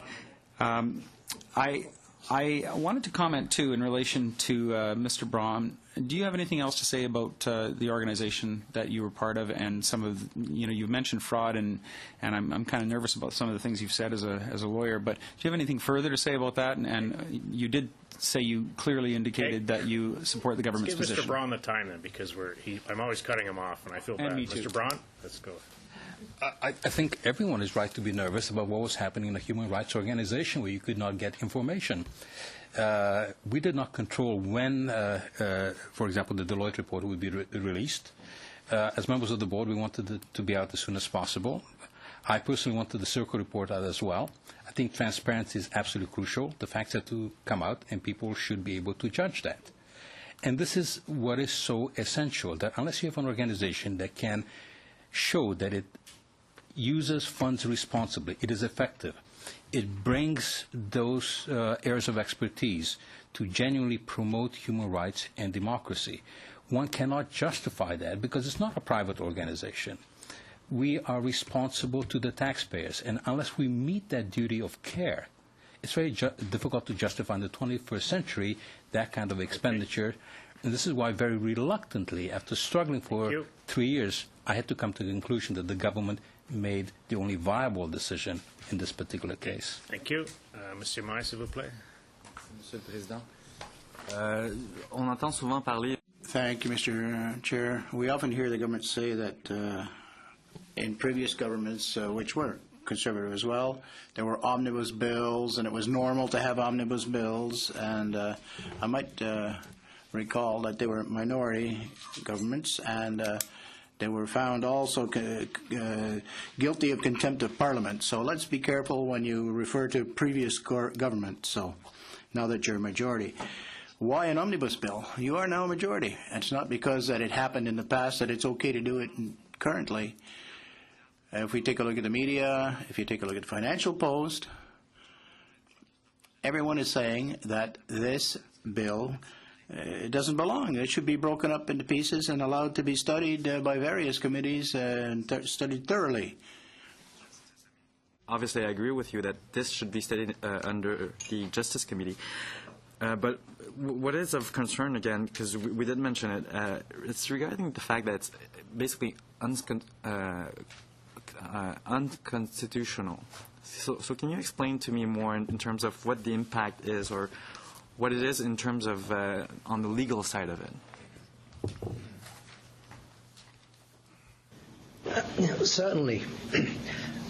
Section 7 of the Charter provides that everyone has the right to life, liberty, and security of the person, and the right not to be deprived thereof except in accordance with fundamental principles of justice. The courts have consistently found that a person who is on parole, who has his parole suspended and is returned to prison, is thereby jeopardized in terms of his qualified right to liberty. It's not a complete right to liberty. The courts accept it's a qualified right, but it engages Section 7 of the Constitution. And the courts have gone on to say, well, what is the necessary process which is in accordance with fundamental principles of justice to justify the deprivation of that qualified liberty? And the courts have found consistently that that requires a hearing in which the person is present to address the issues of revocation, of breach of conditions, to provide the board with further information regarding their life or her life under parole, to challenge any incorrect statements made by the parole officer's report, and to enable the board, and this is an important point, in the interest of public safety, to fairly and fully decide what is necessary to deal with the risk of that individual in the community. And that is a constitutional right to a hearing. What the bill does is to abrogate that right. Thereafter, these reviews will be done by a paper review, and the board is now also contemplating moving to a single member conducting this review by changing the regulations. So you'll have one member of the board reviewing the case without the presence of the offender and making a decision potentially to revoke parole. I've given examples of individuals who've been out in the community for 20 years without reoffending, who, because of concerns about bizarre behavior and problems in dealing with their parole officer, were in fact suspended and recommended for revocation. Absent the hearing in which I personally attended, that offender would have been sent back to prison because he was suffering from Alzheimer's, potentially to serve many more years in prison. That's the argument, and perhaps I can just finish by saying there is no justification under Section 1 of the Charter to infringe upon that right based upon saving $1.6 million a year. Thank you, Mr. Jackson. I only have quickly 30 seconds. Mr. Rayner, we heard Campaign 2000 saying there wasn't enough, well, there was nothing in the budget to reduce poverty. Can you tell us what you see in this budget that help or that respond to your request during pre-budget? Anything regarding reducing poverty? No, nothing at all. Thank you. Thank you. Mr. May. Go to Mr. Del Mastro, please. Thank you, Mr. Chairman. It's a pleasure to be able to join the hearings on Bill C-38, an outstanding piece of legislation I'm proud to support. I think one of the things that may be lost in the discussion And specifically when the NDP talks about democracy, I think that they have there's some confusion about obstruction and democracy. I don't believe that the willful effort to obstruct legislation should be in any way confused with democracy or debate or otherwise. I think we're having a debate about this bill, but I also think many of the items in this bill we've had the opportunity to debate for some time. I want to pick up a little bit. I'm interested, Mr. Turk, in your comments. You were careful with your language. You indicated that in real terms that dollars have actually declined. That, of course, is an economics term adjusting for the real value of money. So I would assume in nominal terms that investments have not reduced. Is that accurate? What counts is what the money will buy, and when I say in constant dollars, it just means taking out the effect of inflation. So the ability of researchers to spend their money on their research, the amount available for that has declined. Sure. So in nominal terms, it has not declined. That's correct. That's good. But during the same period of time, and as I recall in Budget 2007, we had a one-time increase in post-secondary funding directly to the provinces of 40%. We then put in place a 3% escalator each and every year, which of course is in place now. My colleague mentioned the post-secondary, the funds that we spent on post-secondary institutions in terms of construction. Many new laboratories over that period of time that are supporting institutions right across the country. Certainly all of these investments, major investments, hundreds of millions of dollars, all of these were viewed as quite positive during the same period of time that you're suggesting that in real terms dollars have not increased. Yes. To be clear, your government did make a commitment to a 3% escalator each year, and you've honored that, and we appreciate that. On top of the 40. Secondly, and of course, the other thing I would say is we always have to keep in mind the times that we're living in.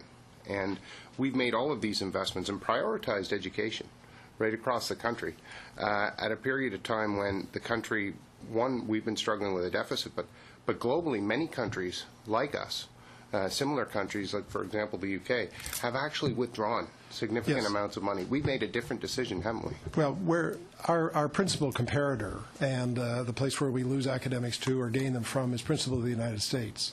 They've made much more significant investments in research than our country has. Your government did, in 2009, commit $2 billion for a knowledge infrastructure project, to which your colleague was responding, but at the same time it cut the funding for the granting councils by $147.9 million, and we had instances of labs that had received very valuable new equipment that had to close because they had no operational money. So part of the problem is just the failure to understand, I think, on the government's part, what is necessary in order to have a successful research and scientific venture. No, I don't think it's a failure to understand. I think it's when you put in millions for physical infrastructure, there's no money for human infrastructure. It's a problem. I think it's important for the government to set priorities and to understand where the economy is going and to make sure that we're responding to that. You know, I've had the opportunity to tour the rapidly expanding and developing economies in this world, and what I can tell you is they are very fleet of foot. They're moving very quickly, and as Canadians, you know, we can debate things until the cows come home, but I can tell you that those economies will not set aside. They will continue to advance, and as Canadians, we can meet that challenge head on, or we can be left behind. I prefer a government that's going to meet that challenge head on. That's what we're doing. Well, thank you, Mr. Chairman. Okay, thank you. I have Ms. Glover, final round, please. Thank you, Mr. Chair. And I just want to, once again, I finish up by perhaps clarifying some misleading statements, and so I must start by doing that. Ms. Nash mentioned that, you know, previous budgets were not as comprehensive, and I would direct the witnesses and all Canadians who are watching this to really have a look at Budget 2010, for example, 880 pages.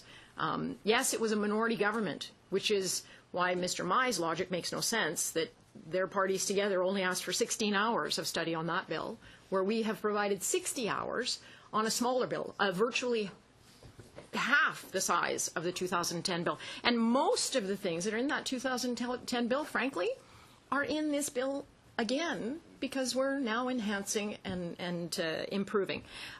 So I just want to make sure that when untruths are said, that people have the opportunity to actually look at the documentation and see which side of this table is being honest.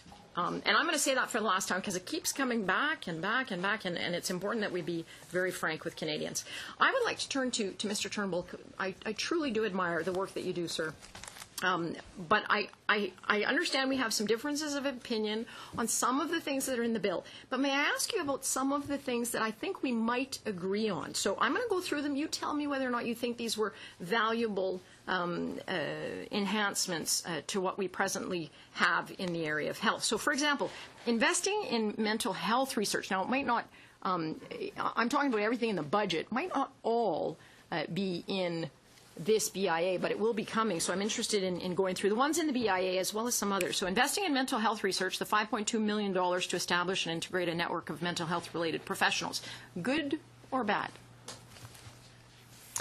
Any amount of money into mental health would be great. I'd love to see investment not having us cut mental health in other of the jurisdictions that are currently within the budget. But the mental health is not being cut in the budget, sir. We've added $5.2 million. So I'm asking you specifically about this one. I know you want to interject and talk about other stuff, and I get that, but I want to ask you about some other measures, because if they're good, Canadians should know that there are medical professionals that actually think they're good. Fair enough? That's so right. Let's continue. So mental health, you said, is good. Promoting cost-effective health care with $6.5 million for a research project at McMaster University to make the healthcare system more cost-effective, which accountability is an important issue for you, I heard you say. Is this a good measure? That is a good measure. Thank you. Advancing knowledge and treatment of spinal cord injury and partnering with Rick Hansen Institute on research and care.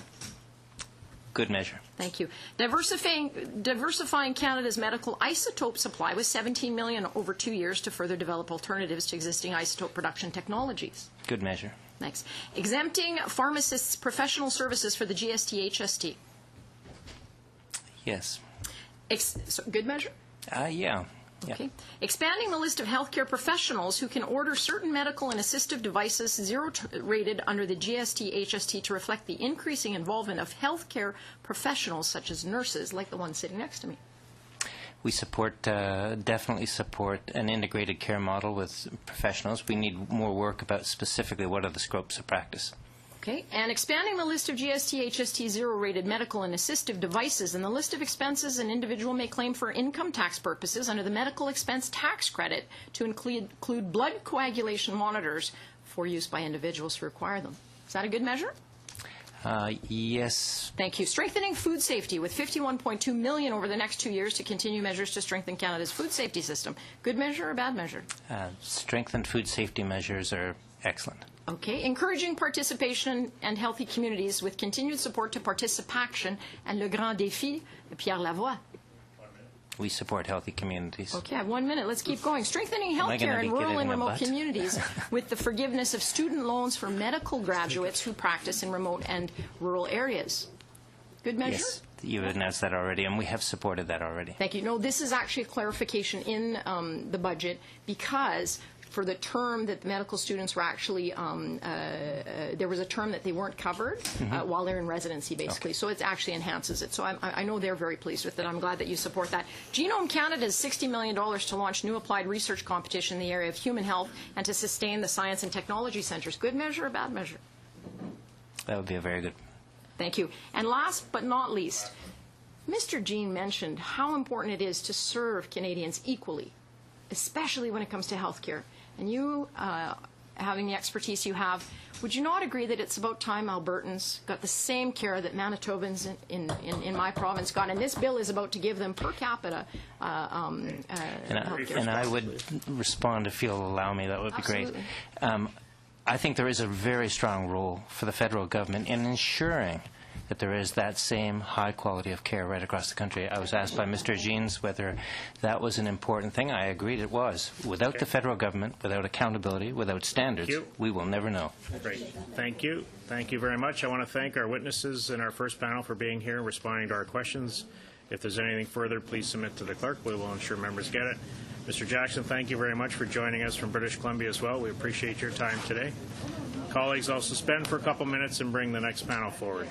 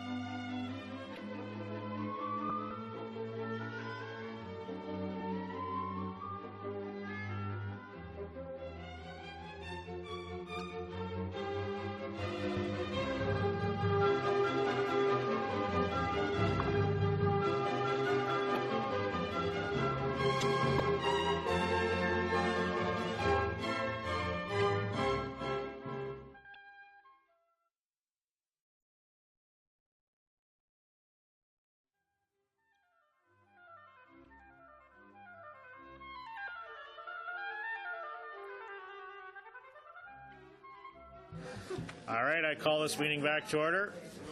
And I ask that all witnesses and members of Parliament please find their seats. We have another panel, another hour and a half session. And I know members want to visit, but if we could ask all of our guests to find their seats, please.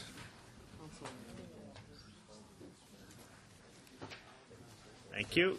This is continuing our discussion of Bill C-38, Budget Implementation Act, and we have another 6 panelists during this session. We want to thank you all for being here. We are a little bit behind time just because we had to have a brief meeting prior to the last panel, but we want to thank all of you for coming in.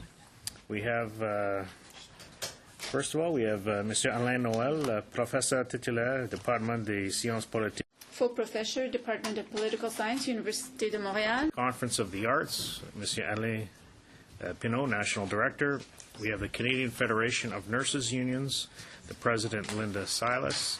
We have the Canadian Media Guild, Ms. Karen Wersig. Is Karen here? Yeah. And we have the Canadian Museums Association, the Executive Director, John McAvity. I hope I'm pronouncing that correctly. And the Council of Canadians, we have Mr. Anil Naidu. You all have up to 5 minutes for your opening statement, and we'll proceed in the order that I read. So, on va commencer avec Monsieur Noël, s'il vous plaît. We will start with Monsieur Noël. Thank you very much. I thank you very much for this opportunity to appear, and I hear on a personal, individual basis, and today, and as a professor of political science who's been working for many years in the architecture of Canadian social programs, transfers, issues that I was asked to deal with today or address today.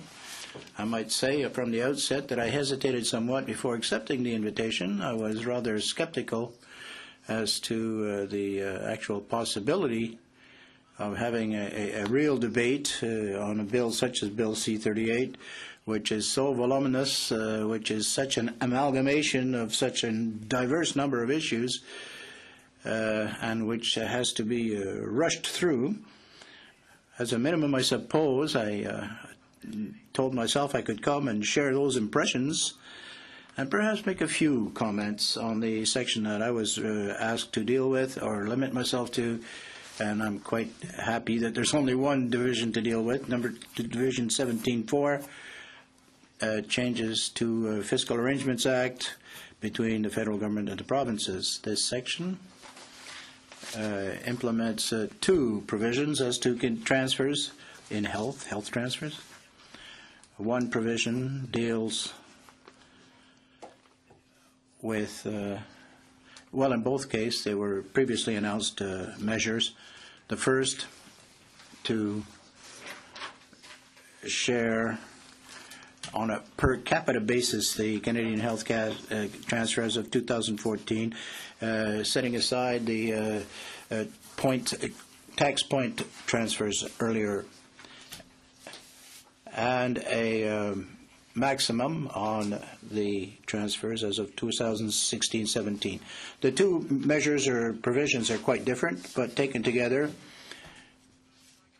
it's a disengagement of the federal government as to the sustenance of the Canadian health system, and a disengagement as to the redistribution within the Federation.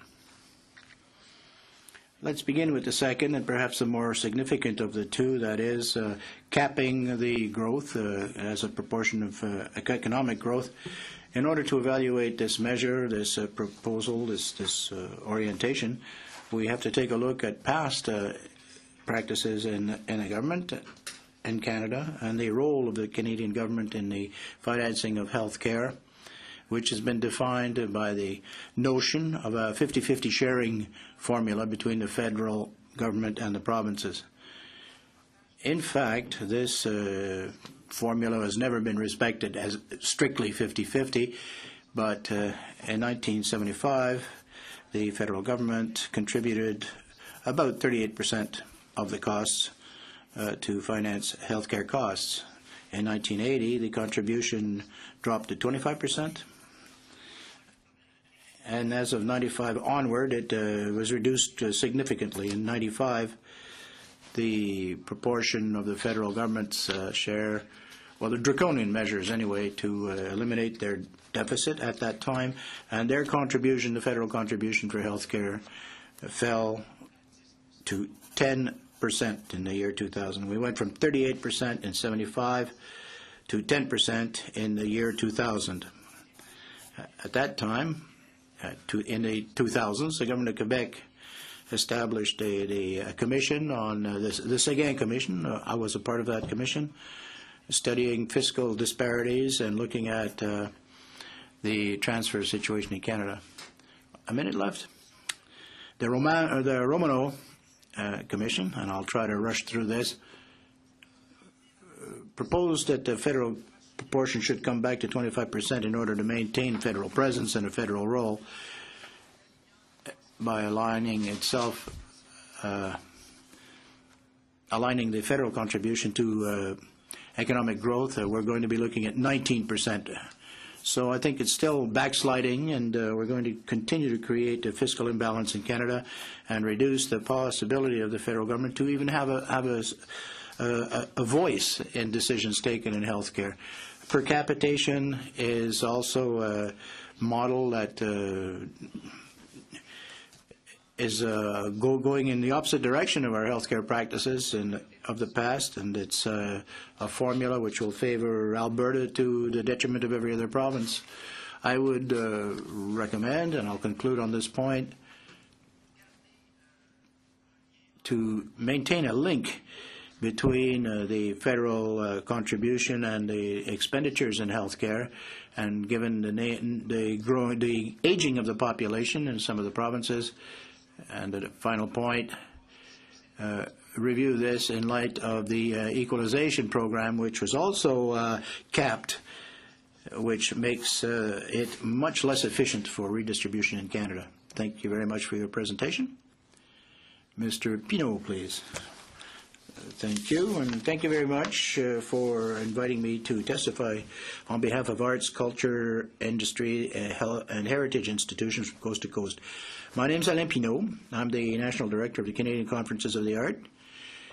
It was created in 1945 by, among others, members of the Group of Seven. The CCA is a non-profit, non-partisan organization composed of members representing nearly 400,000 professionals in the arts, culture, and heritage throughout Canada.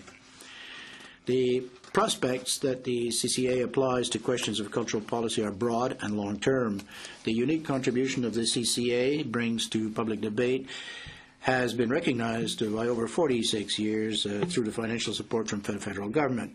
The abolition of the Canadian Artists and Producers Professional Relations Tribunal and the transfer of its functions to the CCRI is one of the many amendments, among other acts, found in Bill C-38. The original tribunal was created in 1993 under the Status of the Artist Act.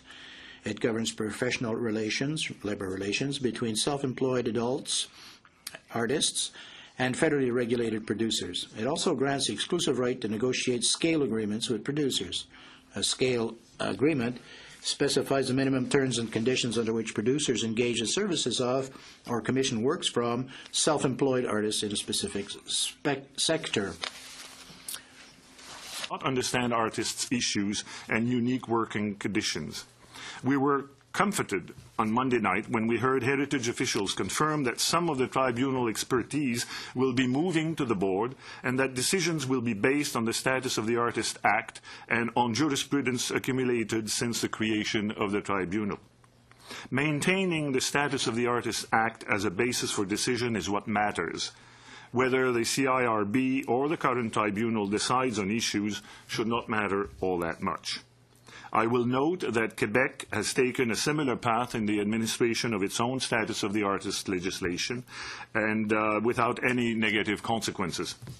To sum up, given the guarantees provided by the government, this specific aspect of Bill C-38 is not of major concern. This said, within the time allotted to me, I would be remiss not to use this unique opportunity to raise areas of greater concern in the budget. Like so many others, we rejoice in the fact that the parliamentary appropriations to the Canada Council have been spared. The CCA is a strong protagonist of the importance for our economy, our quality of life, and our international reputation to invest in artists and creators. This being said, a reality check shows that in constant dollars, parliamentary appropriations to the Canada Council on a per capita basis have actually declined somewhat between 1990 and 2010. Obviously, given this renewable and non-polluting resource, we need to make more efforts if we don't want to miss opportunities to invest in Canadian creativity. Les compressions dans le secteur de l'audiovisuel vont avoir des répercussions dans tout le système de production. Cuts in the audiovisual sector will have repercussions on the whole production sector in Canada. These cuts have many people, including Quebec Minister of Finance, worried about the impact of the ecology of the system. The cumulative effect of past restrictions have not yet been absorbed, which means breaking the balance between creation, public money, private investment. These public funds are often used for productions or for research and development that cannot rely on private money. We also emphasize that documentaries, a genre for which Canada has earned an international reputation, is particularly at risk. The national museums were also spared. But the cuts to library and archives are major, widespread. Daniel Caron, Library and Archivist of Canada, is quoted today as saying that the new environment is totally decentralized and our monopoly as stewards of the national documentary heritage is over. This is troubling. Archivists, a group not particularly prone to terrorism, have risen in protest to defend a budget of $1.7 million for the National Archival Development Program, which is very important for future historians and researchers. It is ironic that as we celebrate the War of 1812, a founding moment of our history too long neglected, and as we prepare to celebrate the 150th anniversary of our country, we have to fight such small battles in the fields of history. Plusieurs autres coupes vont affecter la santé du secteur complet. Several other cuts will affect the strength of a complex and important sector in the knowledge and creativity economy. To name but a few, severe cuts to StatsCan, killing off the last remains of the Culture Statistics Unit, a division of former international repute, the elimination of the Cultural Human Resources Council and the abandonment of its programs. And finally, cuts to the Canadian Music Fund, which will weaken creators which are already undermined by technological change. Be happy to answer any question. Thank you very much for your presentation. We'll now hear from Ms. Silas, please. Bonjour. I'm president of the Canadian Federation of Nurses Union. CFNU represents over close to 160,000 nurses working in hospitals, nursing home, in the homes, in our communities. I thank the committee for providing us this opportunity to appear. I have to say, it reminds me of my days of emergency rooms when you didn't know what would come through the doors. Nowadays, we don't know what kind of invitation we will get overnight. So we rush to prepare for this. We will focus on healthcare, of course. But I will add our voice to those who are critical of this omnibus nature of this bill, and we would ask that the non-budget related item be removed from the bill. I will focus on the December 19 announcement of Minister Flaherty in regards to the size of Canada's health transfer until 2024, which is Part 4 of this bill. The announcement came to a surprise to every healthcare stakeholders, and I would say to every premier in this country, because of the speech from the throne 1 year ago, which said the government is committed to working with province territories to ensure that the healthcare system is sustainable and that there is accountability for results. It will maintain the 6% escalator clause for CHT while working collaboratively with provincial partners to renew the health accord and continue reducing wait time. Let's build on the word working collaboratively. Bill C-38 Part 4 is unilateral and does not go in the spirit of the health accord. The bill does not maintain the 6% escalator. Instead, it will reduce 5 years later, potentially by half. Nor does this bill make any reference to plan or make accountability framework for the billions that will be transferred to the province for health care. Nor does it provide a framework for the redesign needed in our healthcare system. Bill C-38 means two bad things for Canadians: the same old debate about health care and a race to the bottom on services. We have population growth, aging, use and cost of medical technology, increase in drug costs, and inflation in general. Plus, hospitals across this country are working over 100% capacity when the safety level for improving patient outcome, contained cost of overtime, hospital-acquired infection, etc., is closer to an 80% capacity. We need to improve access, quality, and service across the continuum and across this country. We need federal leadership on redesign of our healthcare system. Province and territories have good intention, but they cannot succeed on their own, and they cannot succeed in bending the cost curve on their own. We are a land of successful pilot project, and it is time that this change. The federal government needs to be at the table for fostering prototype for positive change and providing leadership, coordination, cooperation to ensure a race to the top in terms of healthcare excellences.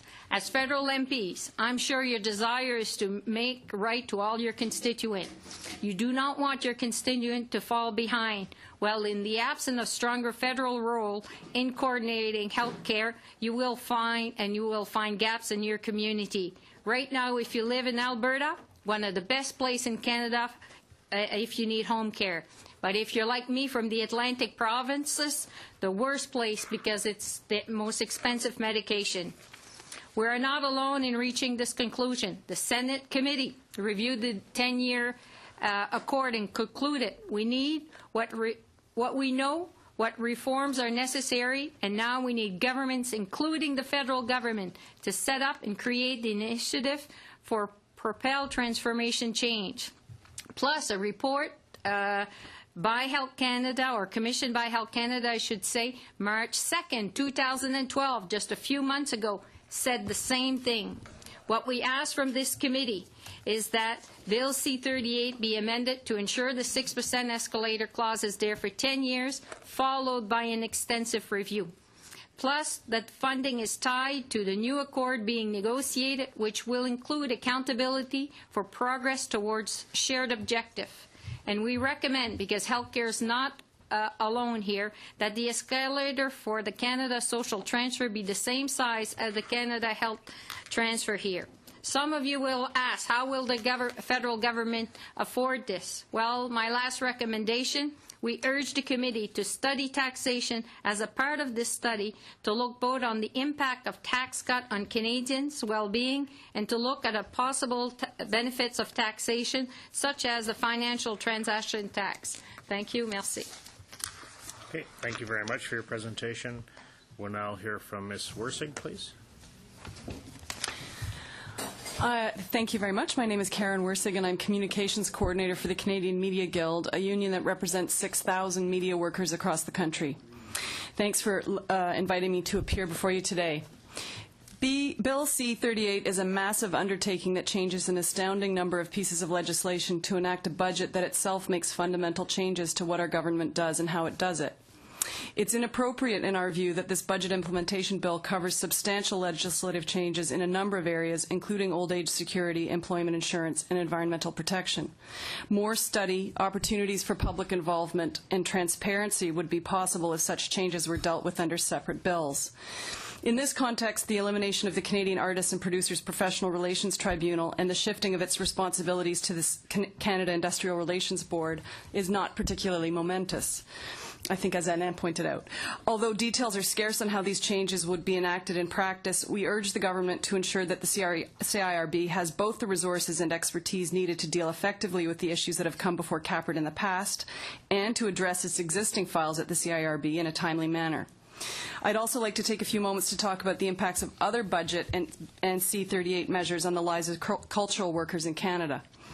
Over the next 3 years, $191 million is slated to be cut from Canadian heritage programs. Included in this are disproportionate cuts to funding for CBC Radio-Canada, Telefilm, and the National Film Board. This will not only shrink opportunities for cultural workers and diminish a vibrant sector of our economy. The obvious corollary is that Canadians will have fewer opportunities to see and hear ourselves and our stories on our screens and radios. For individual Canadian artists to thrive in our vast and diverse country, institutional supports, including our public broadcaster, film funding agencies, museums, and performance spaces, are essential. Looking at the planned cuts to CBC alone, we see the disappearance of regional music recording facilities and production assistance that is causing great concern, especially within the legendary music scene of Newfoundland and Labrador. CBC music producers, recordings, and live broadcasts have helped nurture regional and national music scenes that contribute both to our identity and our economy. Because of the drop in funding, CBC is also planning to close the only TV production studio in Canada east of Montreal, the home of 22 Minutes in Halifax. This country would not have a TV production centre without significant government supports, starting with the CBC. We urge Parliament to examine its support for Canada's cultural sector with a view to reinvesting in the institutions that anchor artistic and cultural expression in the country. Later this year, the Canada Radio, Television and Telecommunications Commission will hold public hearings to renew CBC's broadcast licenses. Tens of thousands of Canadians are already participating in a project to reimagine CBC. Canadians know that our stories, our diverse cultural experiences, and our ideas rely on public institutions such as the CBC to flourish. We also know that the cultural sector contributes enormously to our economic well-being. For example, Deloitte & Touche found last year that the $1.1 billion the government has been giving to CBC translates into $3.7 billion in economic activity in this important sector. The Guild is very concerned that the government is backing away from national public support for culture. And finally, a few words on how other measures in this bill will affect cultural workers. Proposed changes to old age security will primarily affect lower-wage Canadians who don't have a workplace pension. Artists and cultural workers in Canada are too well represented within this group. With the changes to OAS, these lower-waged workers will spend more of their later years struggling to put food on the table. This country needs a decent pension plan for all types of workers, union and non-union, employees and the self-employed. The planned changes to OAS move us in the wrong direction. Further, the changes to EI are very troubling and will affect our own members who, along with 19,000 federal public servants, are being thrown out of work as a result of the cuts in this very budget. Employment insurance is a plan we all pay into. We rely on it to be there in critical times. It should not be considered the same as general revenues. It's a public trust with a specific mandate, and changes must be made with great care and much consultation among the people who pay into it. The changes to the definition of acceptable job and the reduction in benefits to those in higher unemployment areas essentially serve to reduce access to much-needed benefits for unemployed Canadians. Furthermore, the changes to the appeals process stand to create even more delays for Canadians who challenge a denial of benefits. In effect, you're telling workers not to bother appealing and giving up on an insurance system they pay into. This feels like a naked cash grab. With all of the changes in this omnibus bill, the government is provoking widespread anger as more Canadians feel the pain of economic injustice. The polarizing effects of this approach may well lead to situations and consequences that the government hasn't foreseen and cannot control. Thank you. Thank you for your presentation. We'll hear from Mr. McAvity, please. Thank you, Mr. Chair. I'm very pleased to be here for a couple of reasons, but one of which I feel right at home, because this structure, this building we're in, this room, used to be the Museum of Contemporary Photography. So I feel right at home when this, and I remember touring it before it was officially opened. The CMA is very pleased to be here to discuss the Section 47 of the bill, which include the amendments for Canada's Travelling Exhibitions Program. But first, before I go into details on that, I'd like to take an opportunity to say how very pleased we are as a sector over this budget.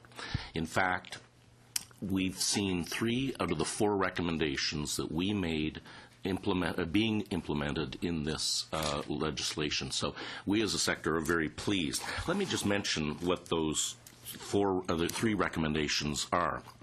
First, no cuts to the national museums over a 3-year period.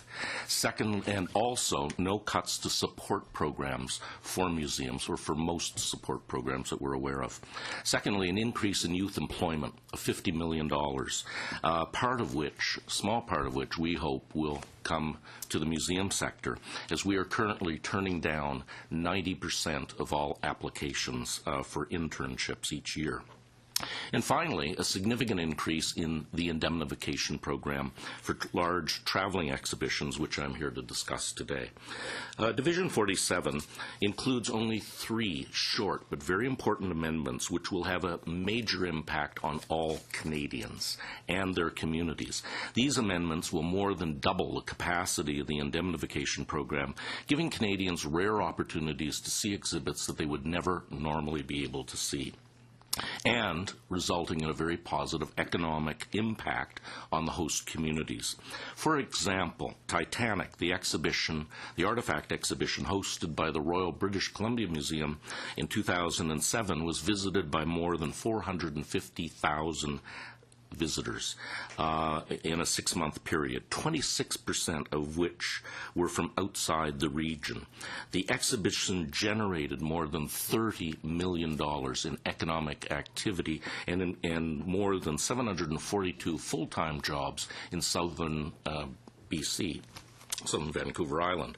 This act has permitted the indemnification of major exhibitions for over 12 years in Canada, and it has been a complete success. There has never been a single claim against this program due to the high standards of museums. The program has minimal operating cost, and the economic activity generated by major exhibitions, in fact, results in a net gain of $15 million in tax revenues. In a phrase, this is a win-win scenario.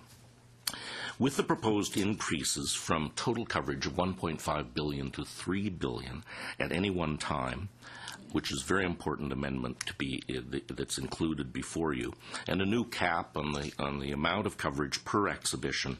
Exhibitions such as the Art Gallery of Ontario's Picasso masterpieces, which is valued at $1.27 billion, can be viewed by a large number of Canadians and generate economic impact. The proposed amendments, however, will not solve all of the issues facing exhibitions, and it will not cover all exhibitions in Canada, but it will more than double the impact of this from this program. Given the increases in the valuations of art and objects, this will lift an important roadblock which has prevented a number of exhibitions from being covered. We urge you speedy consideration of these amendments. In addition, we would like to suggest that a program review be undertaken of the effectiveness of this program in 2 years' time, with a view to bringing this program in line with international standards. Most nations have unlimited indemnification programs in their nations, which are based on the eligibility of the exhibit rather than the financial value. Such a measure would improve planning, increase the number of exhibitions presented, and will have a positive economic, educational, and social impact for all Canadians. Thank you. Thank you very much for your presentation. Our final presenter, Mr. Nadeau. Nadeau, please. Nadeau. Nadeau. Thank you. Yes. Thank you.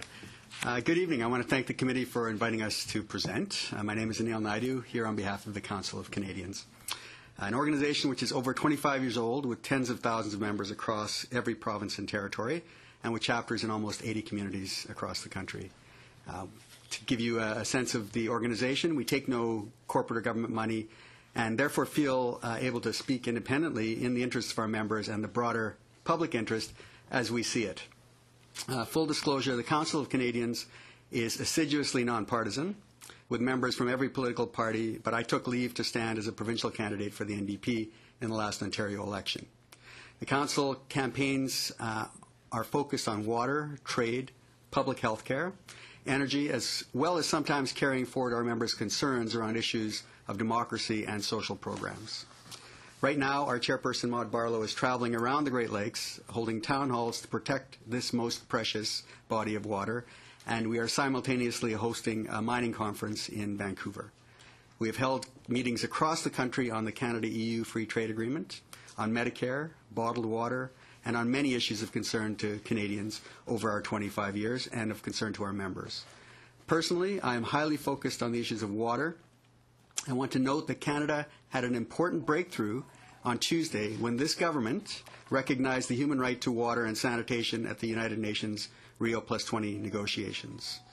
The Council has been advocating for the human right to water for over the past 10 years, both internationally as well as pressing successive Canadian governments at home. We are pleased to have been part of the campaign to get the UN to recognize the human right to water, and Canada joining the international community is clearly a positive step forward. Recognizing the human right to water is in the public interest, but I'm here to say that those parts of Bill C-38 that deal with water, we believe are not. The bill contains amendments to acts related to environmental assessment, fisheries, parks, navigable waters, not to mention cuts to frontline programs at Environment Canada and decades-long monitoring programs studying the health of our lakes, effluent monitoring, and water use efficiency. I know that others, including former Progressive Conservative Minister Tom Sidden, have presented many of these concerns to you already, so let me suggest that as members of Parliament, what this process is asking you to do, I believe, is untenable. To try and assess in a matter of mere hours the impacts of the profound changes to 70 Acts of Parliament, which is contained in these 420 pages, is in itself daunting, but it is even more complicated than this. Each paragraph impacts whole laws, which are themselves massively complex, as you know. We should not expect members of one committee to be asked to pass judgment on whether these changes are in the best interests of Canadians. In your situation, I would appreciate more time before making such major decisions regarding these myriad acts and changes. Even a short bill of a few paragraphs, such as Bill C-36, will have a fuller review. We all know that in one form or another, majority governments get bills passed. This is not the issue. What is the issue is whether members of Parliament, including Conservative members, get the time to grapple with the issues, suggest constructive changes, and are confident when they vote that they are representing the broader interests of their constituents. This ultimately goes to Canadians being able to have confidence in our system of government. Right now, people are losing confidence in politics. You know this. And I believe the reactions you are seeing to Bill C-38 are only going to build if there is no political solution to address these types of concerns. Our system is based on convention and tradition, and I believe that this bill, while legal according to the letter of the law, does challenge the spirit of our parliamentary system. I also want to address the framing of this bill. I believe that if we are truly focused on jobs, growth, and long-term prosperity, we must be focused on the environment as the foundation of a healthy economy and society. The environmental legislation we have currently is not frivolous. It was deemed necessary by previous members of Parliament and governments. The threats to our environment are now enhanced, as you all know, not diminished. I'm asking you to send this piece of legislation back and ask for more time and thought to be put into the implications, and to ask for the consideration that you need to do your job as members of Parliament the way that we as Canadians expect you to do them. I know that many of other witnesses would also join me in supporting you if that were your recommendation. Thank you. Thank you for your presentation. We'll start members' questions with Ms. Nash, please, for 5 minutes. Thank you very much, and thank you to all the witnesses for being here this afternoon. I want to, first of all, just make a comment, picking up on Mr. Naidu's statement around the scope of this bill, and others have referenced that. We are members of the Finance Committee, and as members of the Finance Committee, we are dealing with a really unprecedented bill. There have been 2 other Conservative budget implementation acts that had more pages, but there has never been one that has had this scope and the complexity and impact of these. Mr. Jean. I just wanted to point out that Mr. De Mastro is the Parliamentary Secretary to the Minister of Heritage, or to the Prime Minister, yes, and previously. So he's not a member of the Finance Committee, but he's here serving today. So he's, if I understand correctly, he's substituting into the Finance Committee. This is a meeting of the Finance Committee. This is a meeting of the Finance Committee. I understand, Ms. Nash, but he's not a full member. So what is the point of order? The point of order is... The point of order, that it's just a misrepresentation. I wanted to make sure people knew that he was the Parliamentary Secretary. It's a pointless point of order. It's a point of debate. He's the Parliamentary Secretary, that he's not a full member of the Finance Committee? So your point of order is to do what? Just to clarify that he's not a full member of the Finance Committee. Points of clarification are not points of order. Points of order are dealing with procedures of the committee. So does this relate to a procedure of the committee? No, it just relates to what Ms. Nash said. Oh, it's not a point of order, Mr. Jean. Thank you. Nash. I think it was a point of interruption. And so this bill, with its unprecedented scope, and I'll just share with you that this committee has been dealing with Employment Equity Act, the Status of the Artist Act, the Coasting Trade Act, the Wage Earner Protection Act, Canada Marine Act, the Food and Drug Act, the Fisheries Act, the Currency Act, the Investment Canada Act, the International Center for Human Rights, the Health of Animals Act, the Bank Act, the Seeds Act, Old Age Security Act. So it is a vast, vast bill, and I want to thank those of you who have made the point that we completely concur with, that this bill should be split in the interests of democracy, of fair debate, and of reasonable examination of the implications of these changes, that would be a wise thing to do. But nevertheless, we are examining all of these pieces. I want to say that those of you who are here from the cultural sector, I certainly am concerned about cuts that are taking place in this sector. My particular riding, we have a large number of people who work in the arts and cultural sector. And I would just, I should also say that we have had other testimony about the impact of the cuts to libraries and archives, and in spite of the minister's reassurances that these cuts will not mean any change to how things are done. We've had other testimony that says, in fact, that's simply not the case. But I'd like to get a sense from you, because I know what a huge economic impact the arts has in Canada, and it is basically a sustainable industry. It's a non-polluting industry, has a huge economic impact.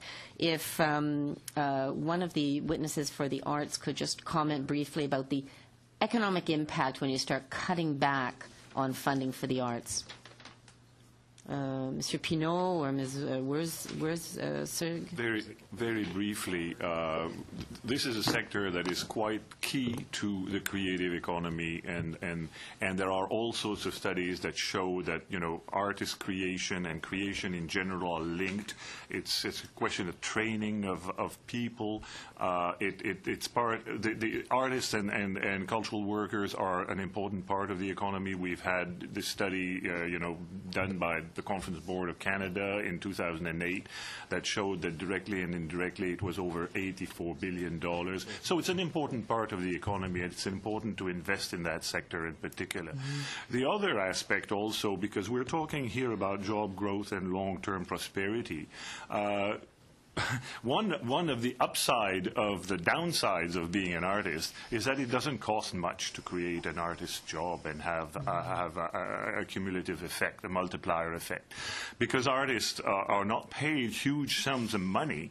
You know, I remember the statistics, and I can't say exactly what it came from, but it cost about $35,000 to create a job. So in the cultural sector, it costs something like $400,000 in heavy industry and about $100,000 in mid-size, in middle industries type of jobs. So, you know, if the strategy is to create as many jobs as possible, there shouldn't be cuts in the cultural sector. There should be investment.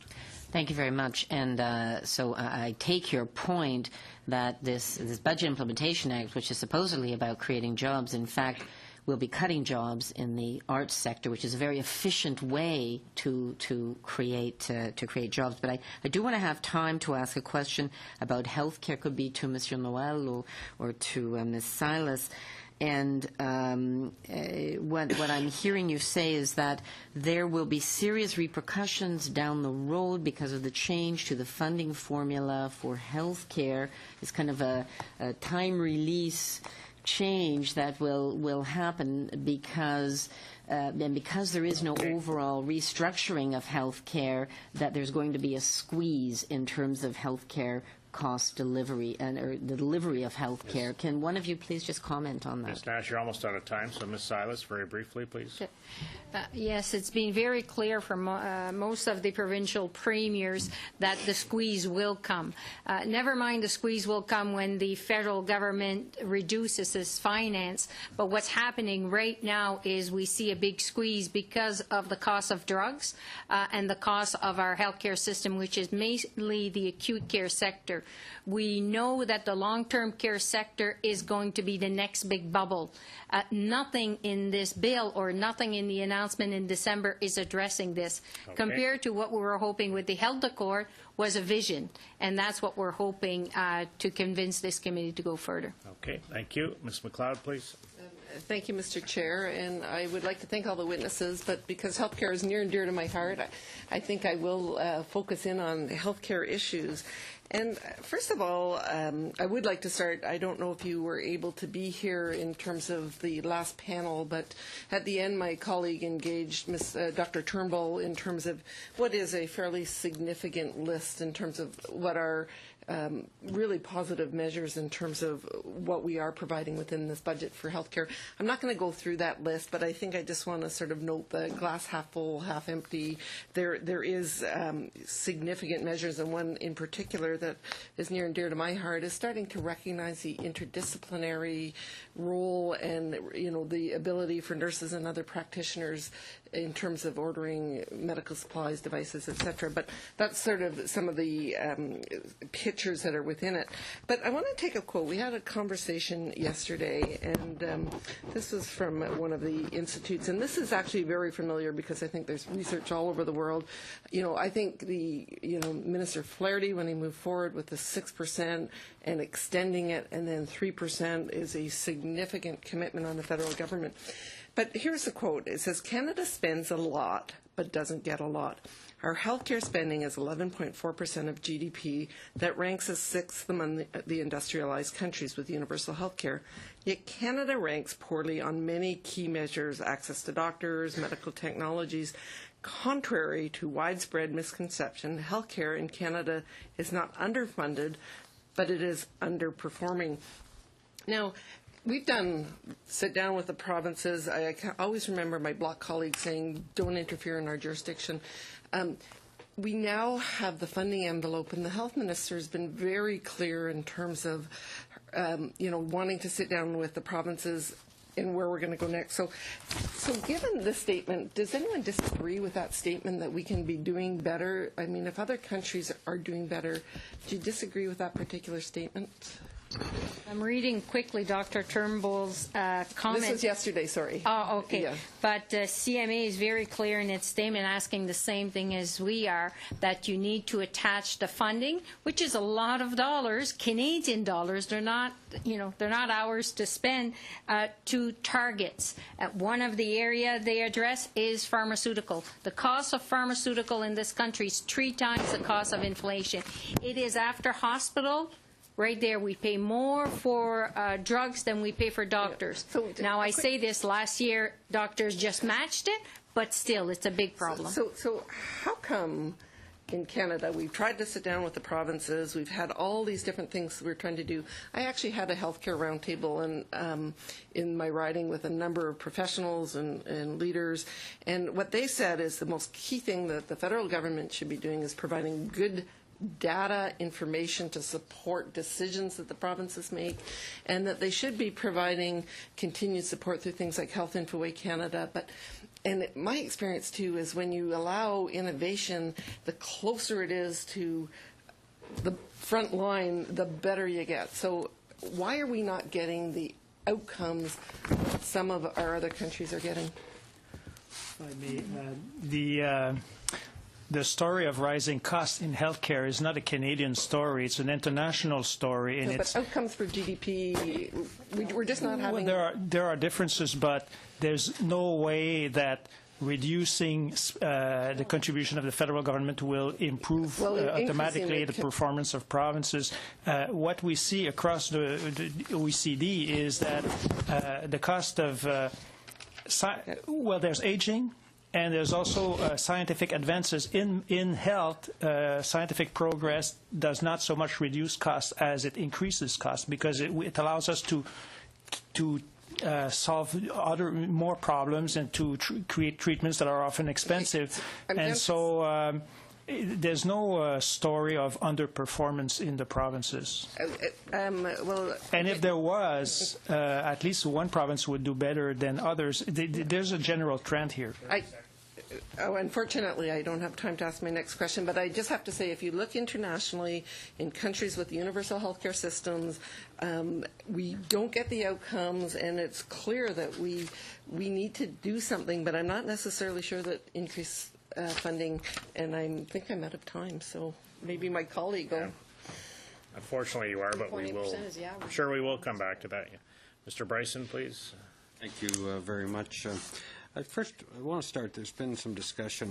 We've heard from numerous witnesses, and we've heard from the Council of Canadians on this omnibus bill. And the Conservatives have pointed out earlier that there have been budget implementation acts in the past that actually were more voluminous in terms of number of pages.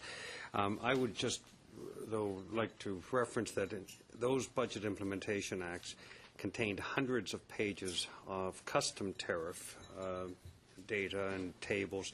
This budget implementation act does not contain, and that's a big difference. And I'm about to celebrate my 15th anniversary as a member of Parliament. I've never remembered a budget implementation act debate being led in the House by a Minister of Natural Resources and a Minister of Environment, which was the case in this. And I'm just pointing that out for clarification. I want to start off with the issue of youth unemployment, and we have an issue now where we have this year we've seen the worst youth employment numbers in 10 years, so predating the downturn. And I'd appreciate input from the museum sector, from the cultural sector, as to the demographic of the people in the cultural and museum sector. As an example, is it accurate to assume that there's a disproportionate number of opportunities for young people in your sectors? No. We operate on behalf of the Government of Canada what is called YCW, Young Heritage Works. Sorry. And that is a program of about $7 million, and it funds a lot of young people. These are people, and what it also provides is quality jobs. These are not mowing lawns kind of jobs. These are research jobs, they're jobs in technology, in public relations, and all kinds of different areas. And the statistics and the evaluation we've done, we've seen that it has provided a great opportunity to young people. They have secured employment afterwards and gone on to greater, better things. Yes, so my point is that there are opportunities, so perhaps There are opportunities, however, that program is greatly oversubscribed. Okay, that's an opportunity for us to invest. Thank you. On the cultural side, you referenced one of my favorite shows. This hour is 22 minutes, but Rob Ford's not a big fan, I understand, but some politicians are. But in any case, within your sector, would investments in your sector be good for youth employment and opportunities? Oh, I think so. I mean, what young person, very few young people don't want to become cultural stars, right? And so I think there's a lot of attractiveness of the industry, but at the same time, very few opportunities for paid employment. And this is both in the public and private sectors. I mean, what we're seeing is a shrinking industry with fewer real opportunities for people to get jobs.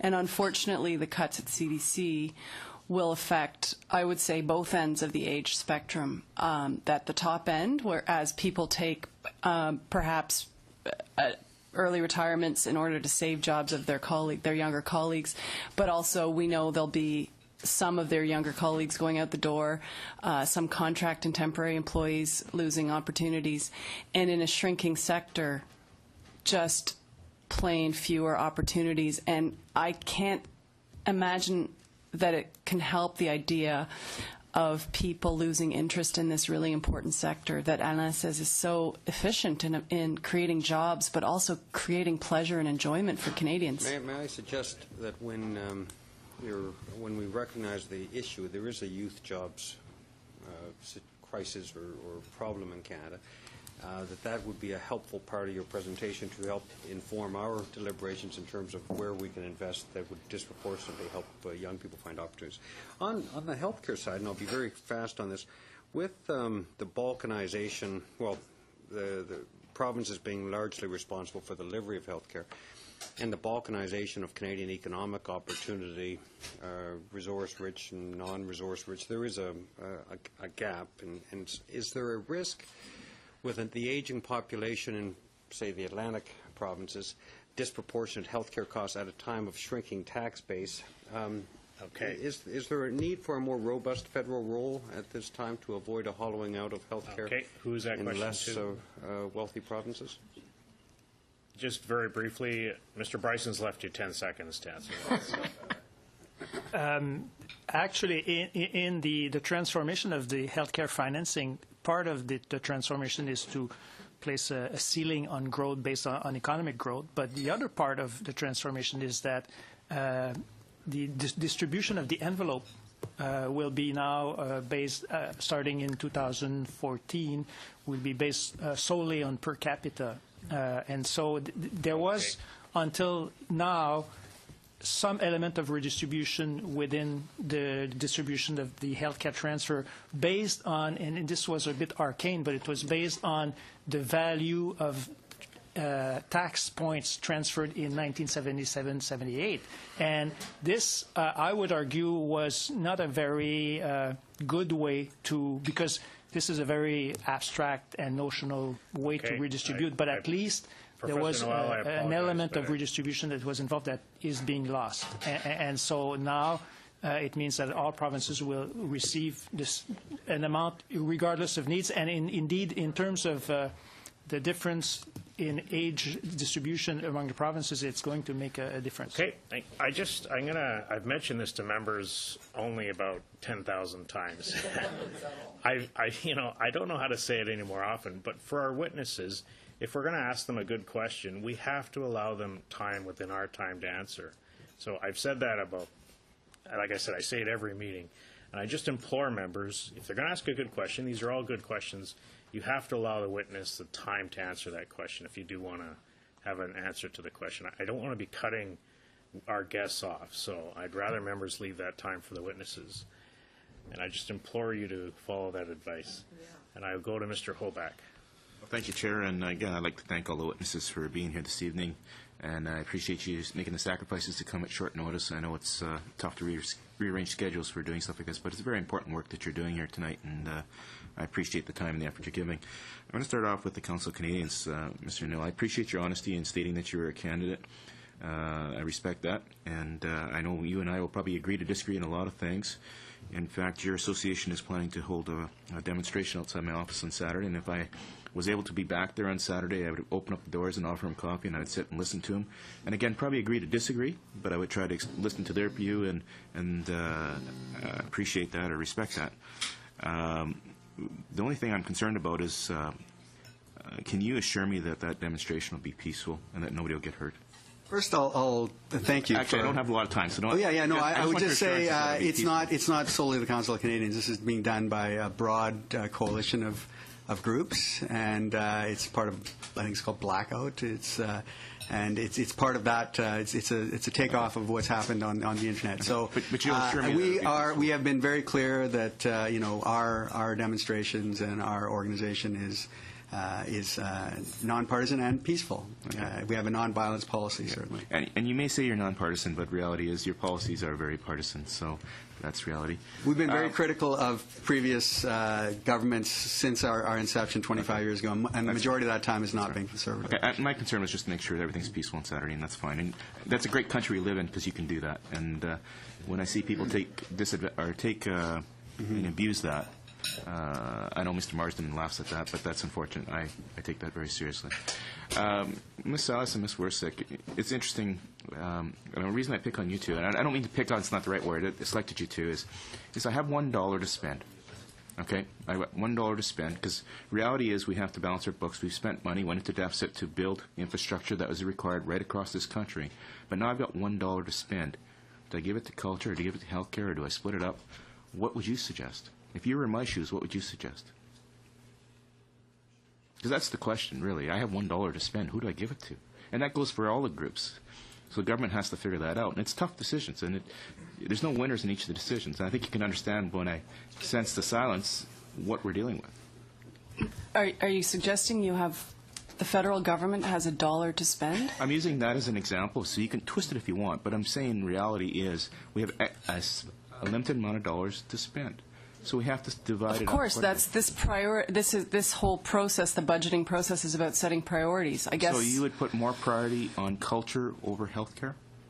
No, I don't think your budget only has healthcare and culture in it. I think they're both essential parts of the budget. I think, unfortunately, culture has become somewhat diminished in priority setting, and that's all I'm saying. I don't think it takes a lot of money. If you only had $1, you probably wouldn't need, even 10 cents of that to put towards boosting culture and increasing youth employment and all kinds of other things. Again, unfortunately, everybody says that. And where it gets frustrating for me is we've increased healthcare spending 6%.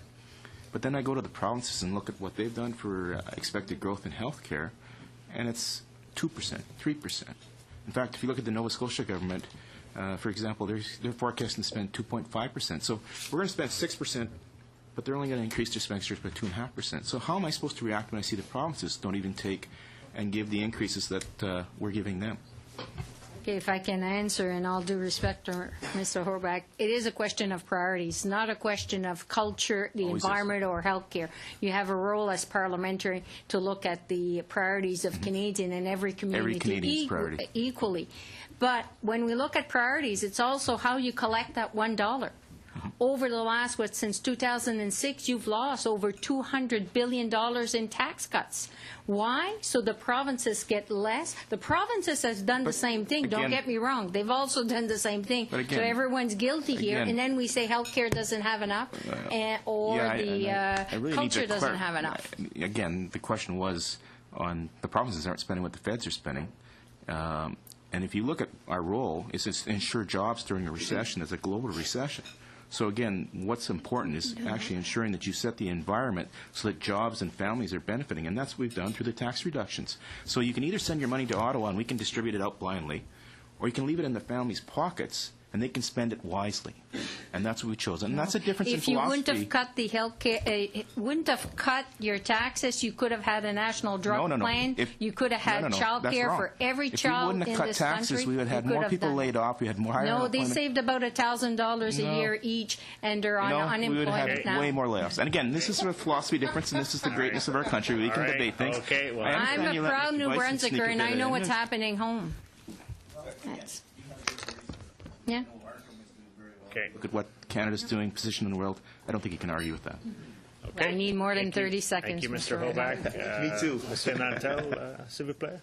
Merci, Monsieur le Président. Je peux pas croire que vous êtes venu ici. Thank you very much. I can't believe that you came here voluntarily to get raked against the wall like this. But in any case, I think you're very courageous, all of you, all 6 of you, very courageous to be here. And it's striking. It's absolutely striking. When we see the perspective, the point of view put forward by these people, when you say you feel a lot of knives in your back, well, you can see people here from CBC. It's not rare. Sure, point of order. Go ahead, sure, why not? This member has 5 minutes. I assume that his time is being used up as he goes through and berates me, because I didn't berate any of the witnesses. I agreed and disagreed with them. In fact, I was very respectful for Mr. Nanad. So I assume that you're not giving me any extra time for this tirade. Okay, I appreciate that. I'll just order. I know we've spent a lot of hours, and I know members are working very hard. I would just encourage members to be as respectful as possible. And let's try to cut down on the back and forth across the table, and let's pose the questions to the witnesses who are here. I just encourage all members to do that respectfully, to use their time to ask questions of the witnesses and get as much information out as they can. Thank you, Mr. Chair. Alors, Madame Werzik, je parle donc évidemment de votre courage. So I was congratulating you for your courage, and I wanted to specify that Mr. Naidu was saying he felt quite at ease speaking here, free to do so because he wasn't publicly subsidized in any way, and that's good. Before discussing or asking Mr. Pinault what the ramifications of the elimination of these university cultural programs are, I'd like to ask him, and I'll try to phrase my question, if it's comprehensible or understandable I find it quite regrettable that this financing of the copyright issues public 46 years the program has been financed. Does it find it normal that we have to put up with these cuts now? Well, it depends on the political philosophy that you have. You can be surprised, you can be overwhelmed. When we learned that this was the decision of the government, we decided to accept their decision. And for over a year now, we've been working to try to establish a more standalone basis, regardless of who's in power. And I've worked for Radio-Canada for 34 years. I know what I'm talking about. Regardless of which party's in power, when it's subsidized and financed by the public purse, you have to be very, very, very careful and sensitive to that fact. To become more independent, more standalone, more independent is a policy that our corporation had accepted. We developed a business plan which allows us to become more self-financing, if you will. We need transition funds, of course, from the government. They saw that we were being serious about this transition. They give us more that perhaps we needed, or perhaps less than we expected. But in any case, I'm sure that we're going to succeed because Canadian Council of the Arts has something to offer to Canadians in the public debate. All right? I'm quite sure that my neighbors across the way appreciate what you've just said. The Canadian Conference of the Arts have played an absolutely exceptional role in the negotiations of copyright reform, coast to coast to coast, quite truly, trying to gather the points of view of the creative element, the authors, and more power to you. Well, fundamentally, our role and the agreement that we have with the government, it is our role, is to simplify as much as possible all this noise and cacophony that's very diverse and scattered all over the place. We weren't necessarily representing an absolute consensus within the ranks. Obviously not. It's impossible. But perhaps a majority point of view. The idea of simplifying a message and saying, here's how it is.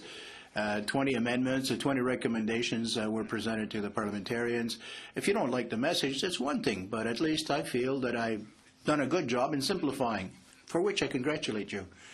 Now, is it true that we might say that the SPAC, which was very vocal at the time, should disappear? No, SPAC is not part of that program. No. The SPAC was concerned about reduction in resourcing of certain programs. It's a huge program. The Canada Music Fund, it has nothing to do with copyright reform. I have a question for Ms. Wezek. You alluded to television studios, Halifax. Do you have any idea that, of course, in Halifax they're shutting down some, or they're going to be sold?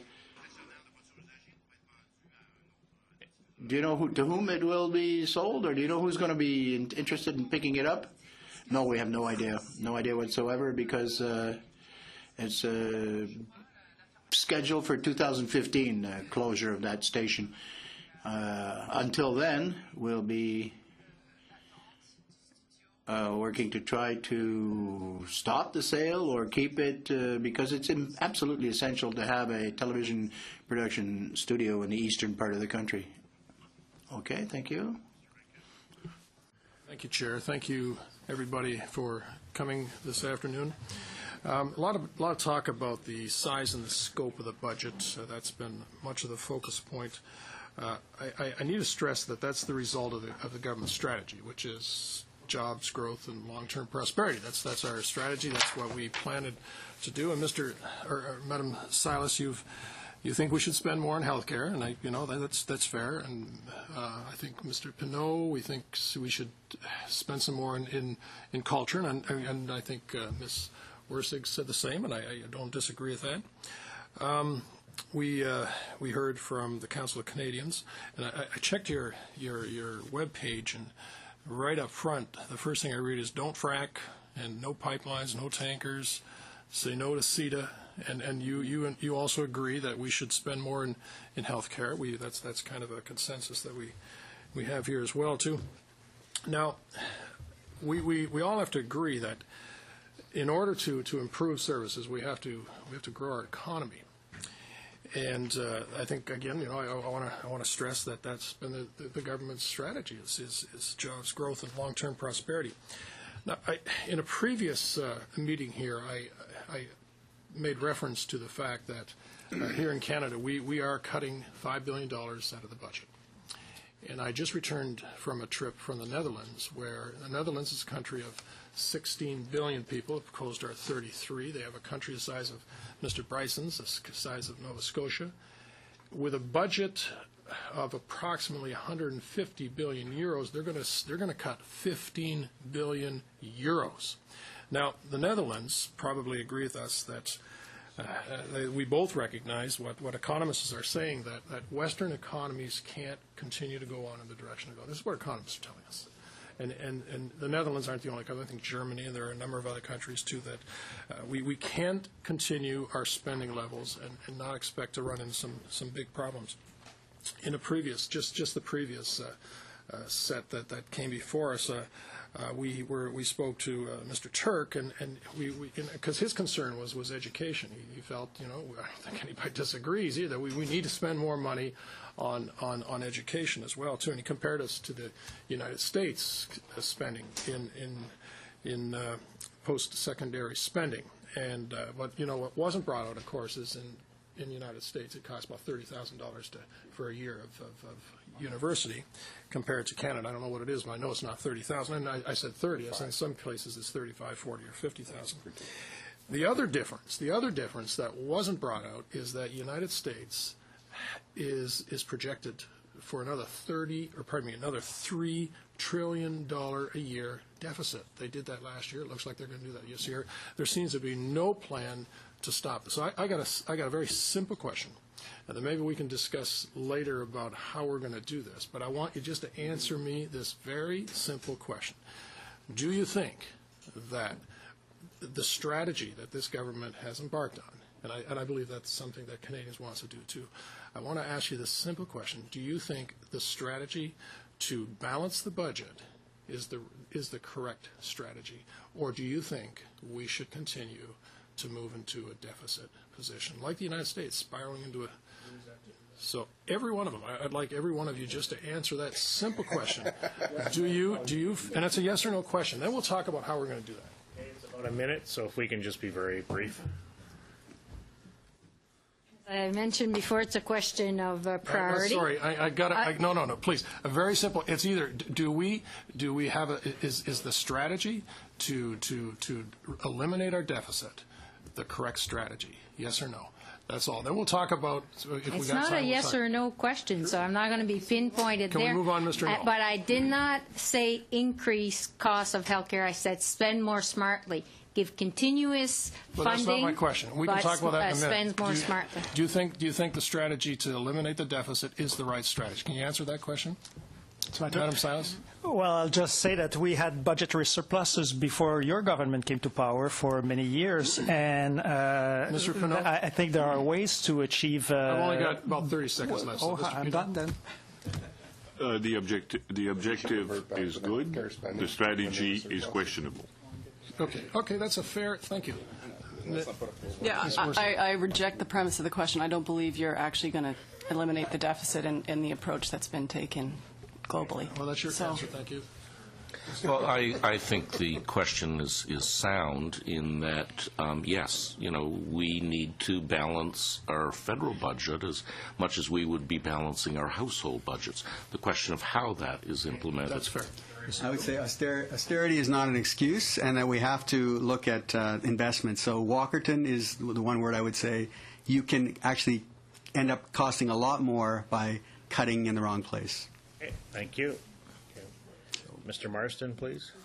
Thank you, Mr. Chair. And actually, if you saw me furiously typing here, I was trying to collect my thoughts just a little bit, because we've been at this for a long time. We've heard many times from the government members, and I'm not disputing their claims. They talk about this as not the largest budget, and that's the facts. They speak primarily of previous budgets of their own as far as the number of pages. But I think it almost misses the point, because witness after witness, organization after organization here at these hearings have raised concerns about Bill C-38. They see Bill C-38 for what it is. It's a major offense to Canadian democracy. No, not everything in the bill is bad. In fact, some of the things that Ms. Glover raised and some of the witnesses agreed with. And if they were standalone things in the budget without some of these other things piled on top of it, you might actually be shocked to see that we might have supported it. But the approach to the omnibus style of the bill causes it to impede MPs from our ability to use what expertise we may have. Critics for given areas like environment or whatever, if they had been taken to the appropriate committees for us to do due diligence appropriately and properly, we'd be far better off. Now, I want to say something, Mr. Naidu. You said the COC's 25 years old. You're making me feel old because I was a founding member of the Council of Canadians back and the president of the first Hamilton chapter, so I thought I'd put that on record before anybody starts over here. But I'll say to you that the Council of Canadians came into existence because of our fears for democracy at the time. It was framed around the Free Trade Agreement, right or wrong, whichever way it went. I think C-38 has more damaging effect on Canadian democracy today than anything I've seen since the 1980s.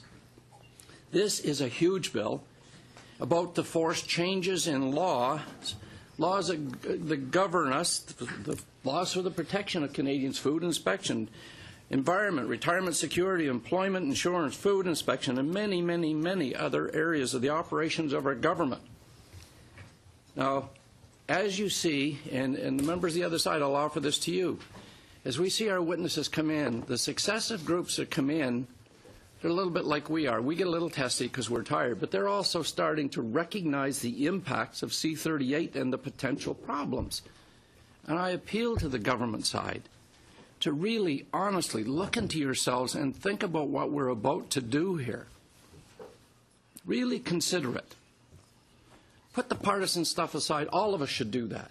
We are at risk of doing severe damage in several areas of our country. We can debate it. We can go back and forth. And I think you are actually people of reasonably goodwill, overall, from my experience with you. But we are failing Canadians by taking this approach. We have got to do better. The future of our country is hinging on several areas of this. You may agree or disagree on the environmental changes, but they're not getting the look at that they deserve and the Canadians deserve to have us do. We are not able to do our due diligence. And in the future, when they look back at this particular government, they're going to say that that was the one single major failure, that they impeded the due diligence of MPs. If anybody wants to comment, go ahead, because I'm done. There's about a minute and a half, so I have Mr. Nadeau, and if others can indicate to me. Yeah, I think this is directly about democracy. It is, not only about our environment, or it's about the founding of our country and the direction that we choose at a very critical moment. So I think that when you have CARP, healthcare professionals, archivists, charitable organizations, environmental group, public servants, former ministers, Council of Canadians, there is such a broad swath of society that are standing up and taking note of this. I would lend my voice to say, please, those on the government side also take note, because you do have to go back, and it is on your shoulders to go back to your ridings and to explain the changes that are happening. Just have one more person, Professor Noel, you want to comment? Just along these lines, I think as members of Parliament, you should all be worried and concerned about preserving the role of Parliament in deliberating thoroughly whatever issue and on whatever side you are. This is damaging for the Parliament and the institution that you are making work. Okay, thank you. Thank you, Mr. Marston. Let's not do the comments across the aisle. I'll recognize members. They have the floor. They make their comments. Let's please stick to that. Mr. Jean, you have the floor. Thank you, Mr. Chair. And I agree with you. I think this is about democracy, and it's called a parliamentary democracy, and that's how our country was started. And parliamentary democracy means Parliament supreme, and in this particular case, Parliament is made up of the supremacy of Conservatives. And I, for one, agree with all of the things that are in the C-38. And I, quite frankly, think it's a great bill. And I have been out with the marching band since I got elected 8 years ago in front of this piece of legislation, wanting it for a long, long time. And I can promise you that the 72% of my constituency that voted for me are behind me too. And that includes 1.7 million people that travel back and forth between Fort McMurray and other places in this country, including the young man that gave me a hug on the plane last time I came, which was last weekend, from Newfoundland, and he told me that we were doing a great job and this was a great budget. Now, I'd never met that man before, but he gave me a hug. I thought it was a little weird, too. But I was on the plane, and I hope he didn't hear that. So just to let you know, it is about democracy. And we, at this particular time, are the people that are able to pass these laws. Now, if you look back when we were a minority government and we had the Economic Action Plan, which was the largest rollout of infrastructure this country's ever seen, $45 billion, guess who voted against all of those initiatives? Every bridge, every road, every job that created. That was the NDP party that voted against it. So one time you can promise, you can talk about things here, but when it comes to voting, that's when it comes down to the brass tacks. And I do think is a fundamental difference in philosophy and theory. But I do have a couple of questions. Mr. Newell, you mentioned that we should take into consideration seniors and older people. I have a population that is average age is 29. A lot of babies are born in Fort McMurray. A lot of babies in my riding. Not only that, there's a lot of industrial accidents because I have a very high proportion, the highest proportion of males in the country, and they all work very, very hard, and they work in an industry that there are accidents. Should that be considered in the healthcare costs as well? Those kinds of things, not just the demographics of the populations, but things like young adults. Having babies is expensive. Things like industrial accidents, should those be included? Just a yes or no if you can, please. I've got another question for you, too. You can slip something else in if you like. Ask the other question, and I'll say yes or no then. Oh, I don't know if you're going to like the second question. Have you ever been to Northern Alberta? I worked for 4 years in Edmonton. No, I mean Northern Alberta. Well, you know, that's in the middle. Okay, well, that's as far as north as I went. It is that. I thought I would surprise you. There is a direct plane from Toronto now, though, so it's a little bit faster. I'm just asking that because, you know, $21 billion was collected for equalization last year. $5,700 for every man, woman, and child in Alberta was put into that equalization program, and 7.4% or 7.4 billion or 48% went to Quebec. And you know, my constituents keep saying the same thing to me. Quebec has $7 a day daycare, $7 a day daycare. They have universal drug insurance. They have the lowest tuition by significant amounts in the country. To babysit my kids in Fort McMurray, it cost me $20 an hour, not $7 an hour. It's $7 a day.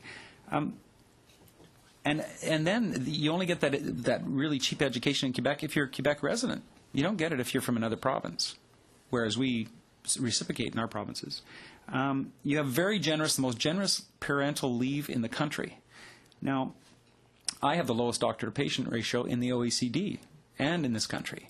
And how do you square that hole when you said earlier that Alberta's going to get an advantage in relation to the healthcare change? Because it didn't make sense to me.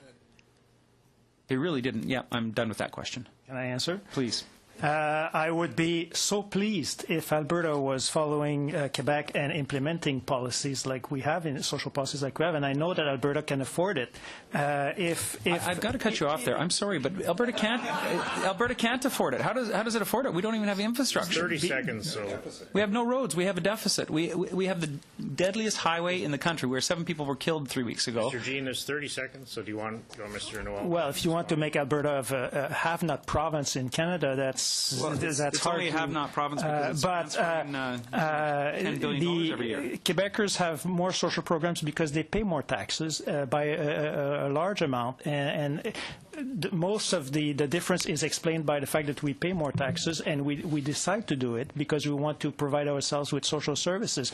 If Albertans don't want these social services and don't want to pay the taxes for that, that's their choice. And that's what is great about having a federation is that Sir, I'm done, but with respect, I really think you should visit Northern Alberta and see the quality of life there. We'll have to keep this as an ongoing debate. Monsieur Maille, s'il vous plaît. Merci, Monsieur le Président. Thank you, Mr. Chairman. Mrs. Silas, you represent nurses. Can you tell us how many members you represent? 158,000. I have a lot of respect for nurses. And, of course, if we talk about choices of society, that's very important. You have been very critical of the government in terms of its lack of negotiation with the provinces. Could you please explain to us what were the steps and what the government should have done to ensure that the transfers be good for the federal and the provinces? Well, the government should have done what it promised to do, to sit at a table, as it was done in 2003, 2004, to negotiate an agreement. The provinces are asking for funding in the long term. They want to know what will happen in 5, 10, and 15 years, what the share of the federal will be. Currently, well, some would like to see an increase to 25%, but most are asking for 20%. But we have to determine priorities in health. When Mrs. McLeod mentioned that the position of our country compared to other countries, I can say that we have the gold medal for visits to emergency rooms. 58% of Canadians have to go to emergency room for primary care because we don't have enough doctors. And this is for people like Mr. Jean, where there are no health centers. And of course, I also talked about Medicare costs. We also have old people, people who are 65 and over, who are healthy. Where are these people going to go? Thank you, Mr. Noel. In terms of transfers, you've talked about a structural deficit. Could you explain to us the problem that lies ahead when these transfer changes come? We promised 6% at the beginning. What are the consequences afterwards for the provinces? Well, the parliamentary budget officer has estimated long-term consequences. As we said earlier, should we continue spending in health? Well, what is predicted is not to spend more, but rather less. We're decreasing the federal share in health, and it is already under what was forecast in the Romano report, which was an objective of 20 or 25%. So this will gradually go down. There's also the federal government's choice in the orientations or directives for the future, because the resources will be decreased. What are the impact for the services that will be offered to citizens? Well, this will vary according to the choices made by the provinces. If we rely on what happened after 1995, when there were important cuts in transfers to the provinces, of course, health represents the largest spending for the provinces. Of course, there are going to be cuts in this field. At the federal level, we really believe in universal health care. We think that everyone should have access. Everyone should be able to have health services and not have to choose between that and grocery shopping. Perhaps you can tell me what you think, Mrs. Silas or Mr. Noel. Well, the issue of access, it's an issue that this government and the previous government had prioritized. So when people ask me why there was an accord in 2004, it's because parliamentarians were tired of being asked questions on access to health. There were 5 conditions that we had proposed, and we didn't address health care, long-term health care, and so on. We have to have a global plan or pan-Canadian plan. We don't have one right now. You represent nurses. What is the proportion of nurses who will be forced to work 2 years longer because OS will be delayed until 67 years of age? We have to say that our population is already very aged. We're on average 48 years of age, and we work 7 days out of 7, 24 hours out of 24. When there is a shortage of nurses, we are the profession where you have most people sick. We use our sick days because of work conditions. To work 2 years more will be very difficult. It will be difficult for all professions in health, not only for nurses, but also for doctors and so on. Thank you. Thank you, Mr. Mai. We'll be taking most of them, and I want to express my appreciation to our witnesses for, I know we've gone a little bit over, but we did start late, but I thank you for staying tonight. It's actually Dean Del Maestro. Sorry. Oh. And then sorry, Mr. Del Maestro. Thank you, Mr. Chairman. I really appreciated the opportunity to take part. I did a little bit of artwork I'd like to hold up for the committee, and I'd just like to ask, can you see that number, Ms. Wersig? I'm not an artist, but it was a bit of artwork. Yeah. Okay, so I wrote $100 million down on the page for colleagues. That's about double the record lottery that's ever been held in this country, roughly. Is that a big number? Sure. It's a big number. We agree. We give that to the CBC every month. It's a lot of money. To do what?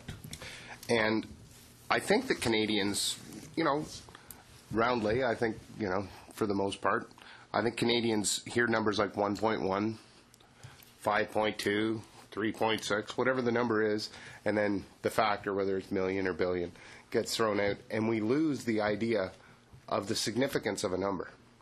But $1 billion, which the CBC gets in excess of $1 billion, if you started counting 1, 2, 3, 4, it would take you 32 years to reach the number 1 billion. It's a lot of money. It's a lot of money. And there's a lot of responsibility that comes along with spending that much money. And one of the things that really surprises me, and, I think we've talked about how government resources are finite, they're not infinite, and that decisions have to be made. The government has made a number of decisions that I think are difficult but necessary, including with the Department of National Defense. I understand that you compared the CBC budget to fighter jets in your comments, which obviously will spend significantly more on the CBC than we will on fighter jets over the next 30 years. I'm just very curious as to why, when we're providing this level of support, frankly, in a backdrop where I think you'd have to acknowledge over the top and online media and everything that's where young people are. I'm just curious, if we can acknowledge that that's a lot of money, then why isn't the government being recognized, despite the fact that it was faced with very difficult challenges, that it's still going to provide in excess of $100 million a month to the CBC? Well, by the time the cuts are finished, the proposed cuts are finished in 2014, the CBC will get less than $1 billion. So I can hardly see that that'll be $100 million a month. No, My math isn't fantastic. Actually, they won't. I was in Heritage. So the CBC gets direct funding of around in excess of $1 billion. They get an additional roughly $200 million from the Canadian Media Fund. They have Schedule 1 fees that they collect from CBC Newsworld from each and every Canadian. That's about 75 cents per Canadian on their cable bill per month. So these are direct public subsidies that are coming into the CBC that would, and then of course you've got government advertising, which would again go on top of that. I think that we'd have to recognize, and I don't want to dwell on this too much, but I think it's important to recognize that despite the difficult choices that the government has made, we were the only country in the G8, the only one, to increase funding for arts and culture during the recession, the only one. We made that difficult choice because we knew that that if there was a sector that would be targeted and would hurt more than others, it was probably entertainment, because it's one of the things that when people are challenged, it's one of the areas that they draw back. But the government made that choice, and now the government's got to move forward and balance its books. And I think that, by providing the CBC the money that it needs for its 2015 plan, I think we've demonstrated support for them, despite, frankly, a number of Canadians out there that look at it and say, are you really sure that this is money well spent? And I recognize there's a lot of Canadians on the other side of that debate as well. But we've indicated our support. Mr. Noel, 1 minute. I just wanted, Mr. Noel, I just wanted to point out, you've referenced a funding model going back decades without recognizing that in that time span, equalization was created, without recognizing that tax points were transferred to the provinces, significant tax points were transferred to the province, and that's how the provincial share of healthcare funding actually increased, because revenues and percentage of revenues that went to the federal government were decreased at the same time. Those were through agreements that went on for generations. I don't discount that there were significant federal cuts in the 90s. But one of the things we also have to acknowledge in this country, and this is important, inflation is always tracked at 2%. That's the central bank's goal. That's the rate of inflation that's targeted. Question. Well, okay, I may not have time for a question, Mr. Chairman, but by guaranteeing that the annual increase of healthcare funding post-2017, 6% annually up to 2017, not less than 3% post-2017, that is an increase. I don't know where the terminology cut comes from, but it is an increase. It is an increase in real and absolute terms of healthcare funding guaranteed out for more than a decade. Mr. Noel, do you want to comment briefly on that? Well, I had 5 minutes, so I was a bit short on equalization and other programs. But there is I didn't talk about cuts, but the thing is that there is the federation is organized around a certain understanding of fiscal transfers and arrangements between Ottawa and the provinces. And among these arrangements, there was an understanding that the federal government plays a role in healthcare, and if you are changing the rules of the game, and this has not been discussed with the provinces, it's a unilateral decision, and it has to be looked upon. And you're absolutely right that it has to be considered along with equalization in particular, but equalization was also changed in 2008. So the picture is such that in the coming year, what's in the books is that the federal government will, in part, realize its surplus on the back of the provinces. Okay. Thank you. Ms. Glover, please. Merci, Monsieur le Président. Je veux aussi remercier. Mr. Chairman, I'd also like to thank our witnesses who came from far away today. I've not seen any personal attacks today against our witnesses. I don't understand the bizarre comments made by Mr. Nantel. I would like, of course, to clarify something Mr. Marsden said. Is typically speaking English. I come to his defense because there was a moment when Mr. Hoback was speaking and thought Mr. Marsden was laughing at him. It wasn't, in fact, Mr. Marsden. It was Mr. Nantel. And again, I can't explain his odd behavior, but I want to make that clear because I didn't want Mr. Marsden to think it's just that Mr. Hoback didn't see who it was. In any event, I'm going to share part of my time with the chair, so I'm almost done. I just want to add that when Mr. Marsden speaks from the heart, so do I. I'm a mother of 5 children. I believe in this bill. I believe in the things that are in it. I also have been fighting very long to get this forward. I think the reason that we have most of the Aboriginal members of the House of Commons in the Conservatives, the reason we have all of the police officers in the House of Commons, in the Conservative caucus, the reason we have doctors and nurses who are sitting at this table is because we care about the future of the country. And so I want you to take that home with you, because democracy means allowing the people to choose. And the people chose us to do the work we're doing. We believe in it. Go ahead, Mr. Chair. Okay, thank you, Ms. Glover. I just I wanted to follow up just on one specific issue, and that's with Professor Noel about Division 17. And I've actually read a lot of your work. I respect your work as a political scientist in Canada very much, and I know some of your good friends like Alan Tupper, who taught me at the University of Alberta. But I do have to just question you with respect to Division 17, because it has the 6% increases in healthcare year over year going to 2017, which is more, as was pointed out, than any other province going forward. But it also ensures that no province loses going forward. So Division 17 has an additional payment of $362 million to Quebec, $13 million plus to Nova Scotia, $102 million to New Brunswick, $201 million to Manitoba. But you referenced in your opening statement about the per capita cash transfer going forward.